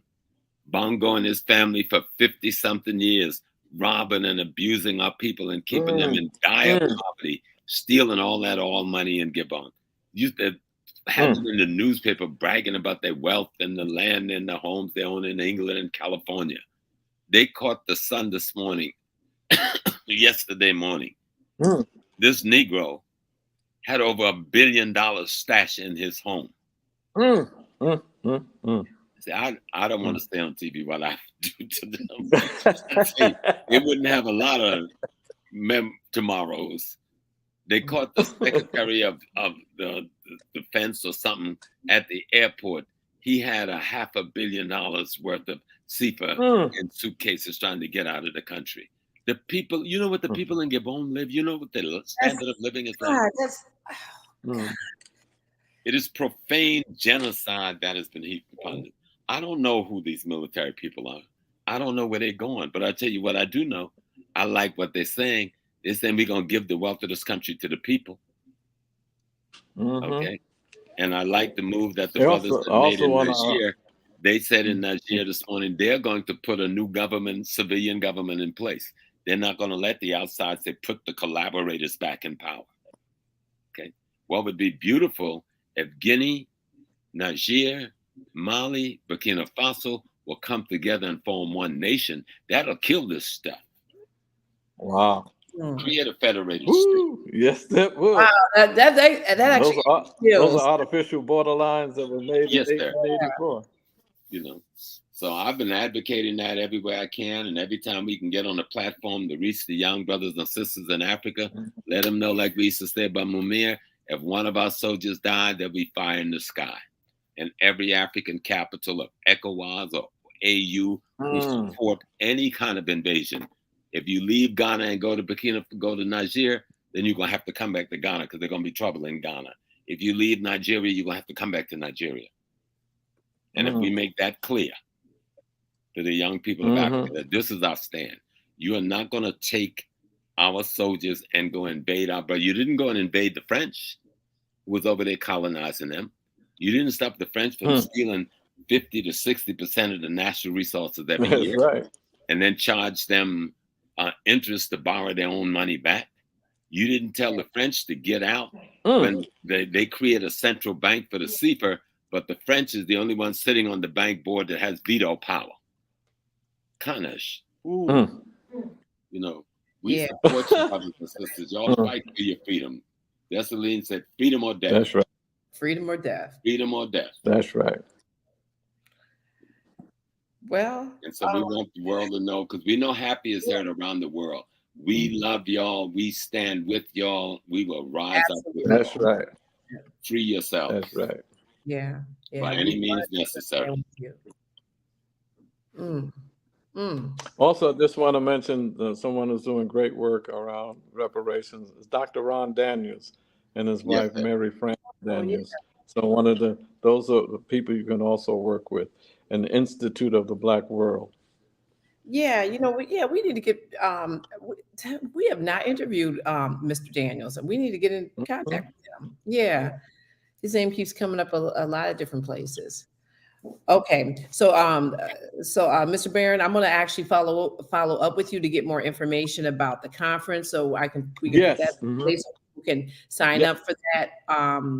And you might want to have a conversation about your book and make sure it can get out of the United States. I will. And just thank you for coming on, shedding some light. I mean, not light. I mean, you brought the sun. It's like, yeah. Yes. Thank you so much. Thank you so much. Yeah. Thank you so much. And again, make sure you tell Queen Inez hello. And a lot of people were saying hello in the chat for her as well. Would y'all like for me to give her a kiss for y'all? Because I'll be glad to do that. Yes. Would you like that? Yes. Okay. I'll take care of that. Yes, there it is. Oh, that's nice. That's what's up. All right, so I'm going to take you off. I'm going to finish up with Professor Small, but thank you so much. Let me thank Congressman Barron and the Queen Mother Inez for taking care of my son out there. Oh, yes. What a great young man. Yeah, from the very beginning, when they moved him the first time, Sister Inez was there to defend him. She was right there. Yes. And man, you have a gem for a son, boy. I tell you, you have a gem for a son. It's an honor. That's what's up. But help the teaching. He still needs teaching, Brother Charles, so keep him straight out there. You know we will. All right, night all. It was really an honor to be on with you, Dr. Smalls, as always. Yes, sir. Thank you, my sister. Yes, appreciate you. We go back to Common Avenue selling that Black Panther Party paper. I remember the first time I met Brother Charles, a beautiful soldier then and a revolutionary leader now. Thank you, sir. Ancestors. Thank you. Have a good night. All right. All right, Professor. I always like sitting with you. So listen, you got to tell everyone, because I see a lot of people in the comments, and let me just put this up about our trip to Egypt. And what you said struck a chord last time when you were talking about going, to Kemet. It's about a self-investment in yourself, right? And so I'm thinking about this in context of this conversation that we're having about, recognizing who the oppressor is, joining forces, and, and just, how can I say this? When we think about history, and I know you always say your line about history, you change it every single time you say it, but knowing the history, but this is so true, like in this instant right now, when we're talking about knowing your history, and what better place, and it's not, and let me just say this, Egypt is not the only place you can know your history. It is a part of your history, and we're going in February 16th to the 25th. Let me just get that up. And can you just, kind of elaborate what you said, when you were talking about the investment in yourself? I can't remember none of that. What I was about to say, I don't even know why I put you in a trick bag like that. I know. Right. So, but the thing that's key, because, I'd given up on Kemet for some years, and then I started going back, I think it was in 2006, and combining it. But the ancestors left such an investment for us. They left a treasure. There's no treasure like it in the world, haven't been left to a people by their ancestors to guide them into the future. So part of why you should go to Kemet, it is part of the process of self-rebirthing. You understand? To rebirth yourself, you must get to know yourself, not just your intellectual self, but there's a spiritual self. There is a historical, ethical, moral self. And what Egypt shows us is the ethical, moral, spiritual self of the African before this time. So if you want something to model your rebirthing process after, then Kemet is the vaginal channel that leads to the womb of African peoples. The vaginal channel. Okay. All right, Professor. I used to teach that back in the beginning of ASCAC. Matter of fact, when you got inducted into ASCAC in the early days, when I was president of the Eastern region, we would create a human vaginal channel, right? And have the womb of the sisters birth the new member through that channel. As a part of the say, I don't think they do that anymore. You know, I was always kind of esoteric and stuff. The idea and the concept is constant. And something the ancestors told me in Ghana this summer, that our return back to Africa and return back to Kemet, which is our holy land. When we return there, we carry the spirits of those who were brought on the slave ships back home, never to leave Africa again. So we are more than just visitors to Kemet. We are vessels and conduits for all those millions of spirits that was dragged out of that continent. We take them back home through the womb of the mother. And this is not just conversation. If you know anything about me, I live a spirit life because I believe in spirituality being your constant daily reality. And if you understand this, if you could just imagine, you know, and I didn't understand it, but my grandmother did it to me when I was coming to New York to join Malcolm X's organization. And Mama said, "Baby, why you got to leave?" I was down in South Carolina, Acadia Plantation. She said, "Why you got to go up there?" I said, "Well, they killed him, Mama. And I have to go and help take over that organization. I'm going to run it." Something I did do. You know, I became the imam over the mosque. I became number 2 in the OAU. I was his sister's bodyguard. But my mom, when I told her I was going to New York, because she wanted to know, who is this man, the Malcolm X? And I'm explaining to her. She says, "Come here to me." And she put my face in her lap, on her womb, on her, where her vagina is. And then she put her hands on my head and she prayed for me. And then when she lifted me up, she says, "No one will be able to kill you as long as you don't let them put it through your mouth. And don't worry about any of the rest of it." And I came to New York with that. And then I remember later what she did was to took me back through her womb. I came out of her daughter's womb, but her daughter came out of her womb. So her womb was also my womb. And that's what Kemet is to Africa. This is the womb of our grandmother. This is the womb of our grandmother. And when you're looking at this temple that you're showing right now, don't that look like the vaginal passage to the womb of grandma? Yeah, this is one of my favorite places on earth.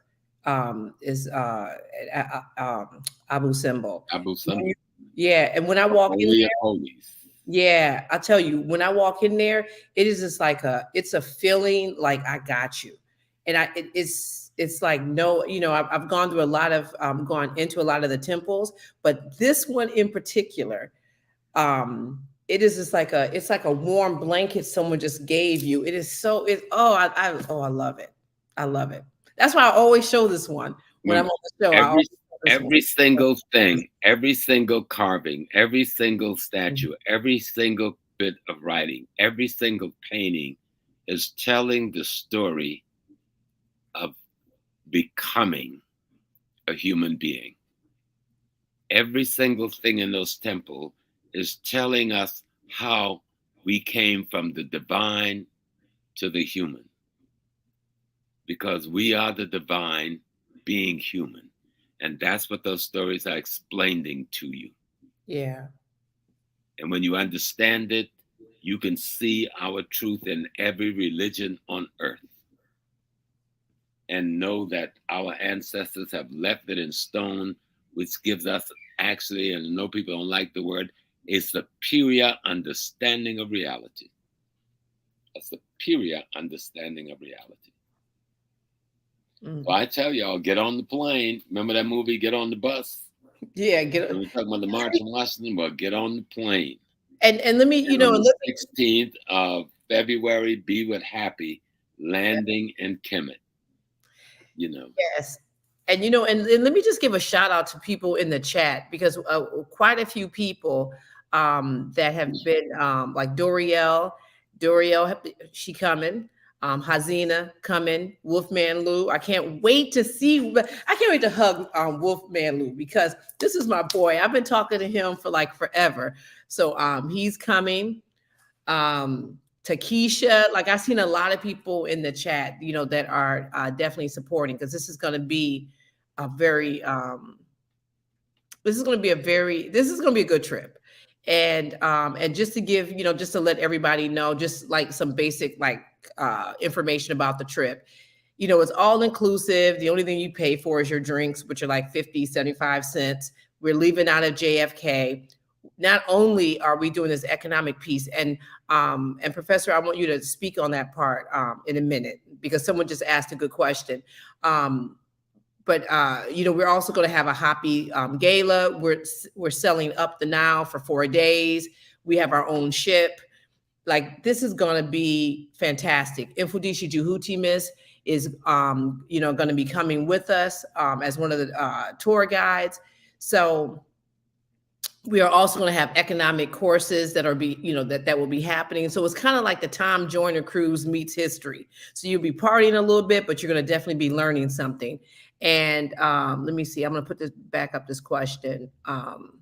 AM asked, how are we going to apply the old wisdom of Egypt to close the wealth gap of today? That's an easy answer, because it's not old wisdom. Wisdom is wisdom.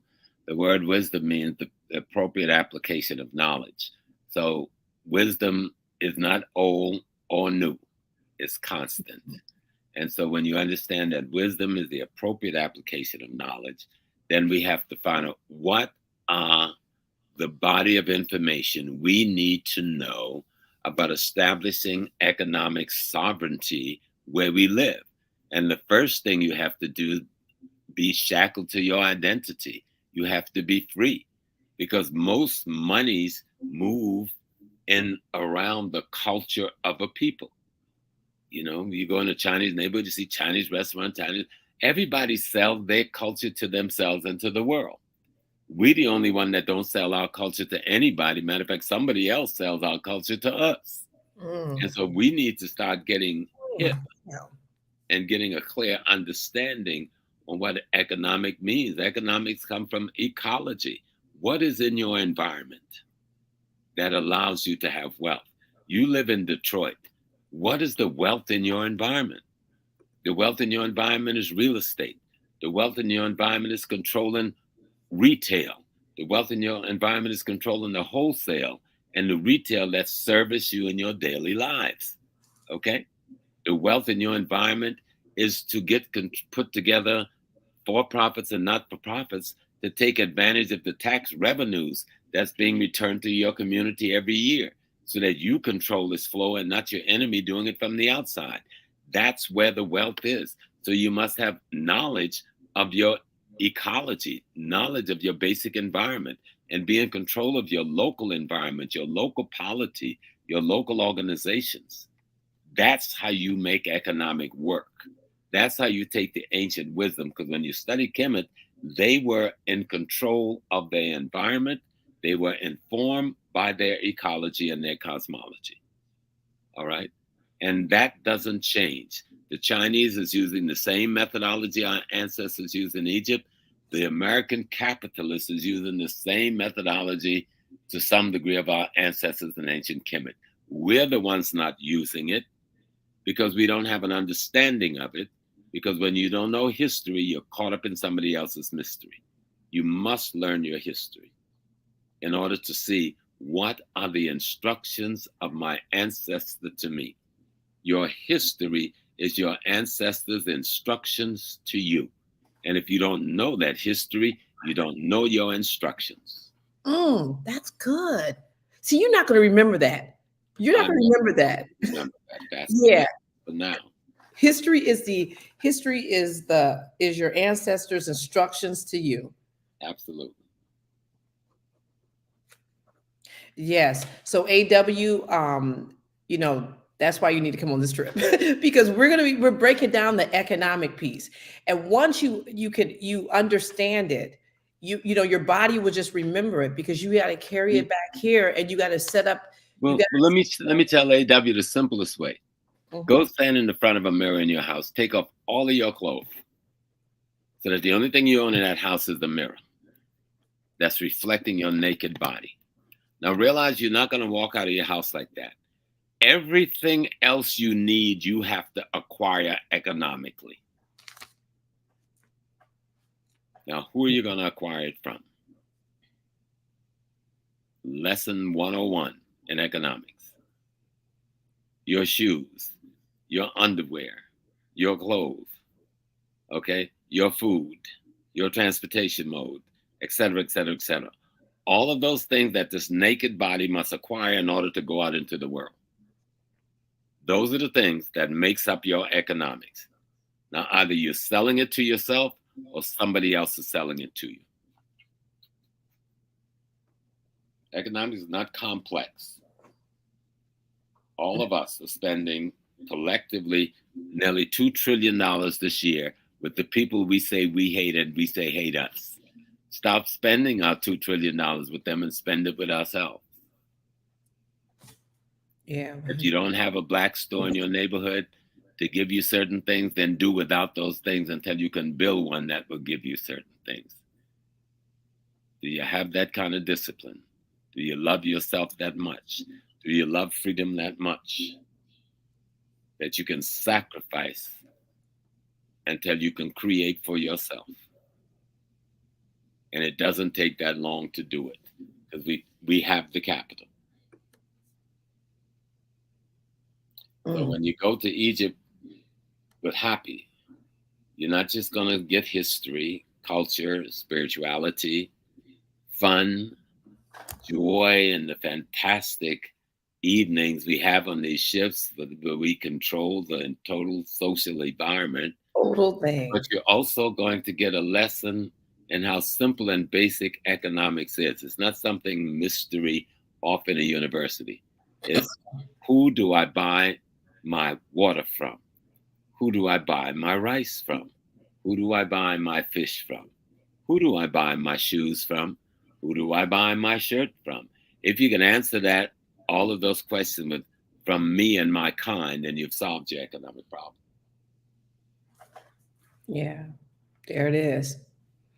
All right, family. I put it. Someone asked for it in the chat. I put the link in there, akettours.com. Or if you head to happyfilm.com, we have a link on there as well. Put your deposit in because once we sell out the ship, then we have to, we cap off anyone else coming because you can't just, you can come and not come on the ship with us, but we're a whole family at JFK coming, going over. So it's and things are going pretty fast. And so right now you have like 6 months to pay or 5 months to pay. And we are Black folks. We have some creative payment plans for you, and we just put that out there. And yeah, if you can make it happen. I saw Dr. Patel said, "Oh, I might have to come." Absolutely, you have to come. You got to come. It's going to be fun and educational and just all that good stuff. Yeah.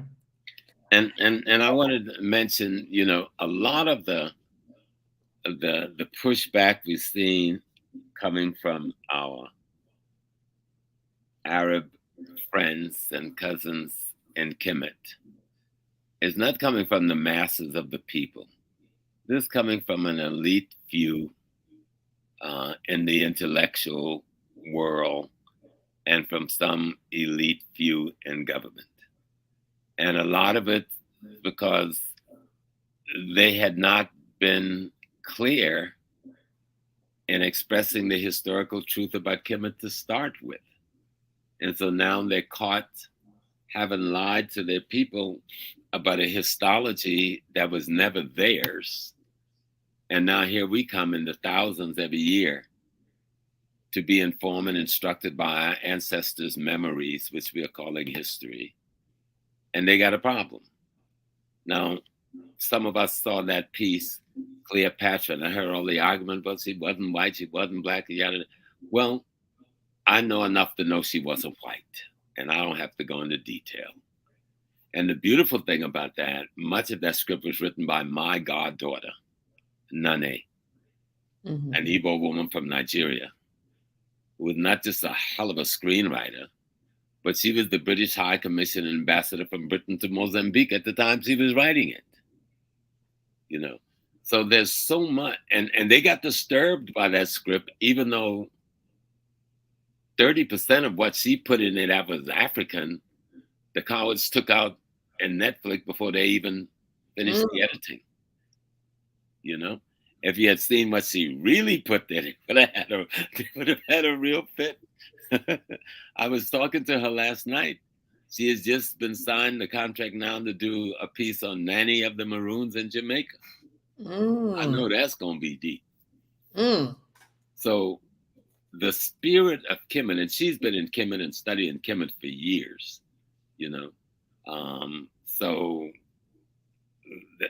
and I've known her since she was a young girl. I remember I proposed to her parents for my brother who became my husband, who married her. And in that culture, he couldn't propose. I had to propose for him. So I'm saying all of this to say, spirit is deeper than you know, right? Spirit is deeper than you know. The spirit of the ancestors coming through that vaginal pathway and womb of Kemet is calling us to come back home so we can be instructed and informed by the minds of our ancestors on how to go forward, on how to build our economy, on how to build our sociology, on how to understand our cosmology. And the one thing you're going to learn when you go to Kemet and you go to these tombs and you go to these temples, you're going to see they took cosmology and ecology and they created sociology. And in the sociology is your economics, your politics, your culture. So do this thing. Get on the boat. Yes, get on the boat. I hear. I'm looking at some of these comments that's coming up on the chat, and I don't think you and I are sitting here and saying, "Oh, the Arabs are our friends. Let's go over there and visit them." That's not what we're saying. We're not. They're not part of the equation. And I think that sometimes it's interesting that we may criticize, like some people are criticizing Black folks that are going to Egypt and saying, oh, you're giving them, they just want to, they just want your tourist dollars.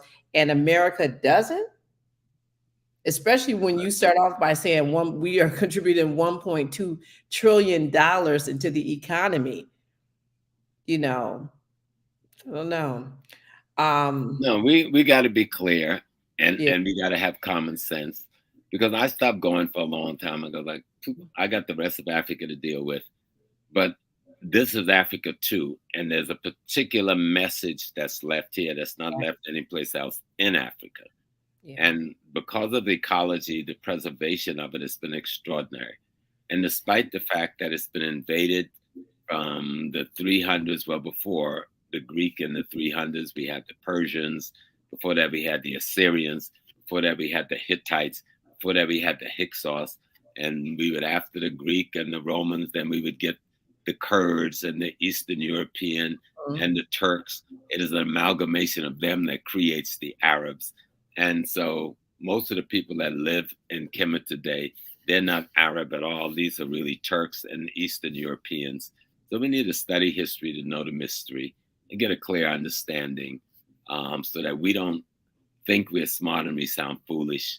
And I can speak on the subject well because I'm a Muslim and part of my tradition. I'm a Hajj. I've been to Mecca. I know the culture. I know the religion.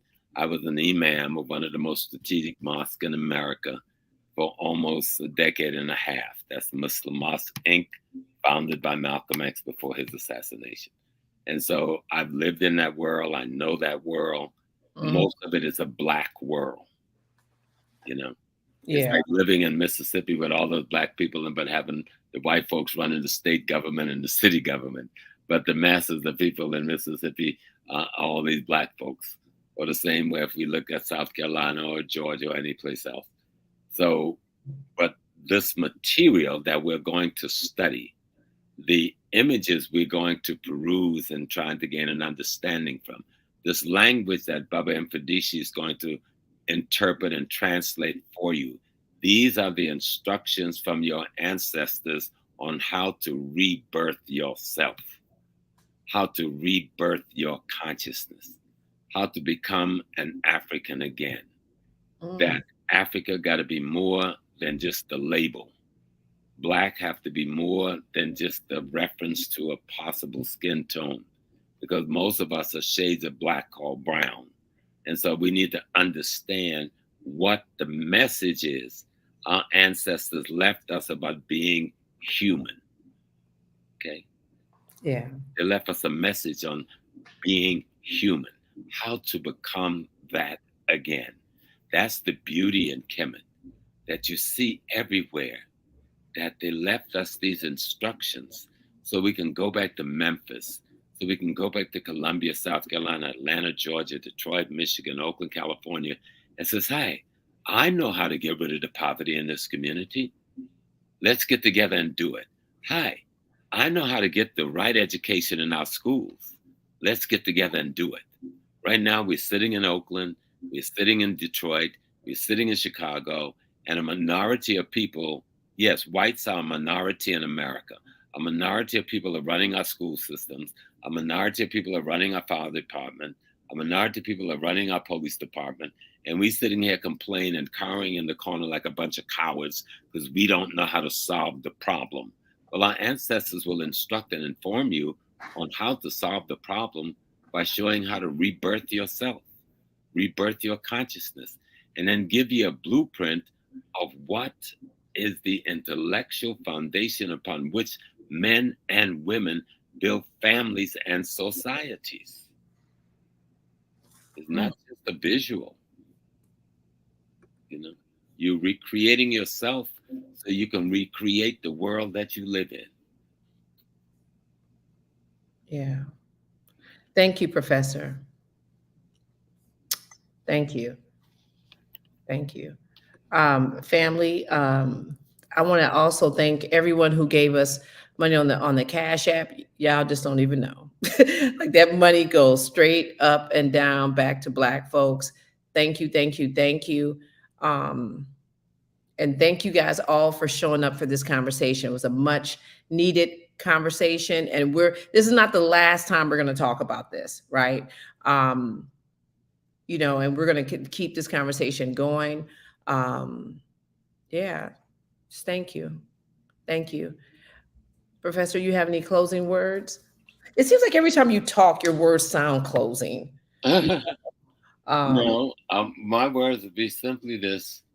Let's not forget the brothers and sisters in Africa. Let's not forget Niger. Let's not forget Burkina Faso. Let's not forget Mali. Absolutely. Let's not forget Gabon. Let's not forget the ones in Cote d'Ivoire who need to run Ouattara and those criminals out of power there. Let's not forget any of these collaborators that need to be removed because they sat over French colonialism with their mouths closed. So don't tell me nothing about no ECOWAS and AU, because ECOWAS and AU, if you make the wrong move, you're going to be destroyed. Leave our people alone. Hear my words really clearly, because I am an ancestor when I speak these words, and you have no power against us as ancestors. So you need to get it right this time. Stand down, negotiate with our young people, and get it right so that they can govern themselves and use the raw materials of their nation to get their people out of poverty. And then you'll have it right. You know that it's freedom or death, you know, and freedom or death. That's the only choices we have. The only choice we have. All right, fam. And thank you guys for all the shout outs. And yes, I know somebody said this in the comments and had me rolling. He was like, Felicia's speechless. I can be speechless sometimes. I'm speechless sometimes. Yeah, I was just like, oh my God, you guys are just giving the heat. I love me some Charles Barron. That's what's up. Extraordinary revolutionary consciousness. Absolutely. All right, fam. You know, we'll be back with another installment. And, you know, anytime my brother's here, I always let you go ahead and say, you know, you say it better than me. So can you close us off with your... She wants me to say peace and blessings, everyone. Yes, peace and blessings. I don't know what we can talk about in this nation without talking about white superiority, honestly.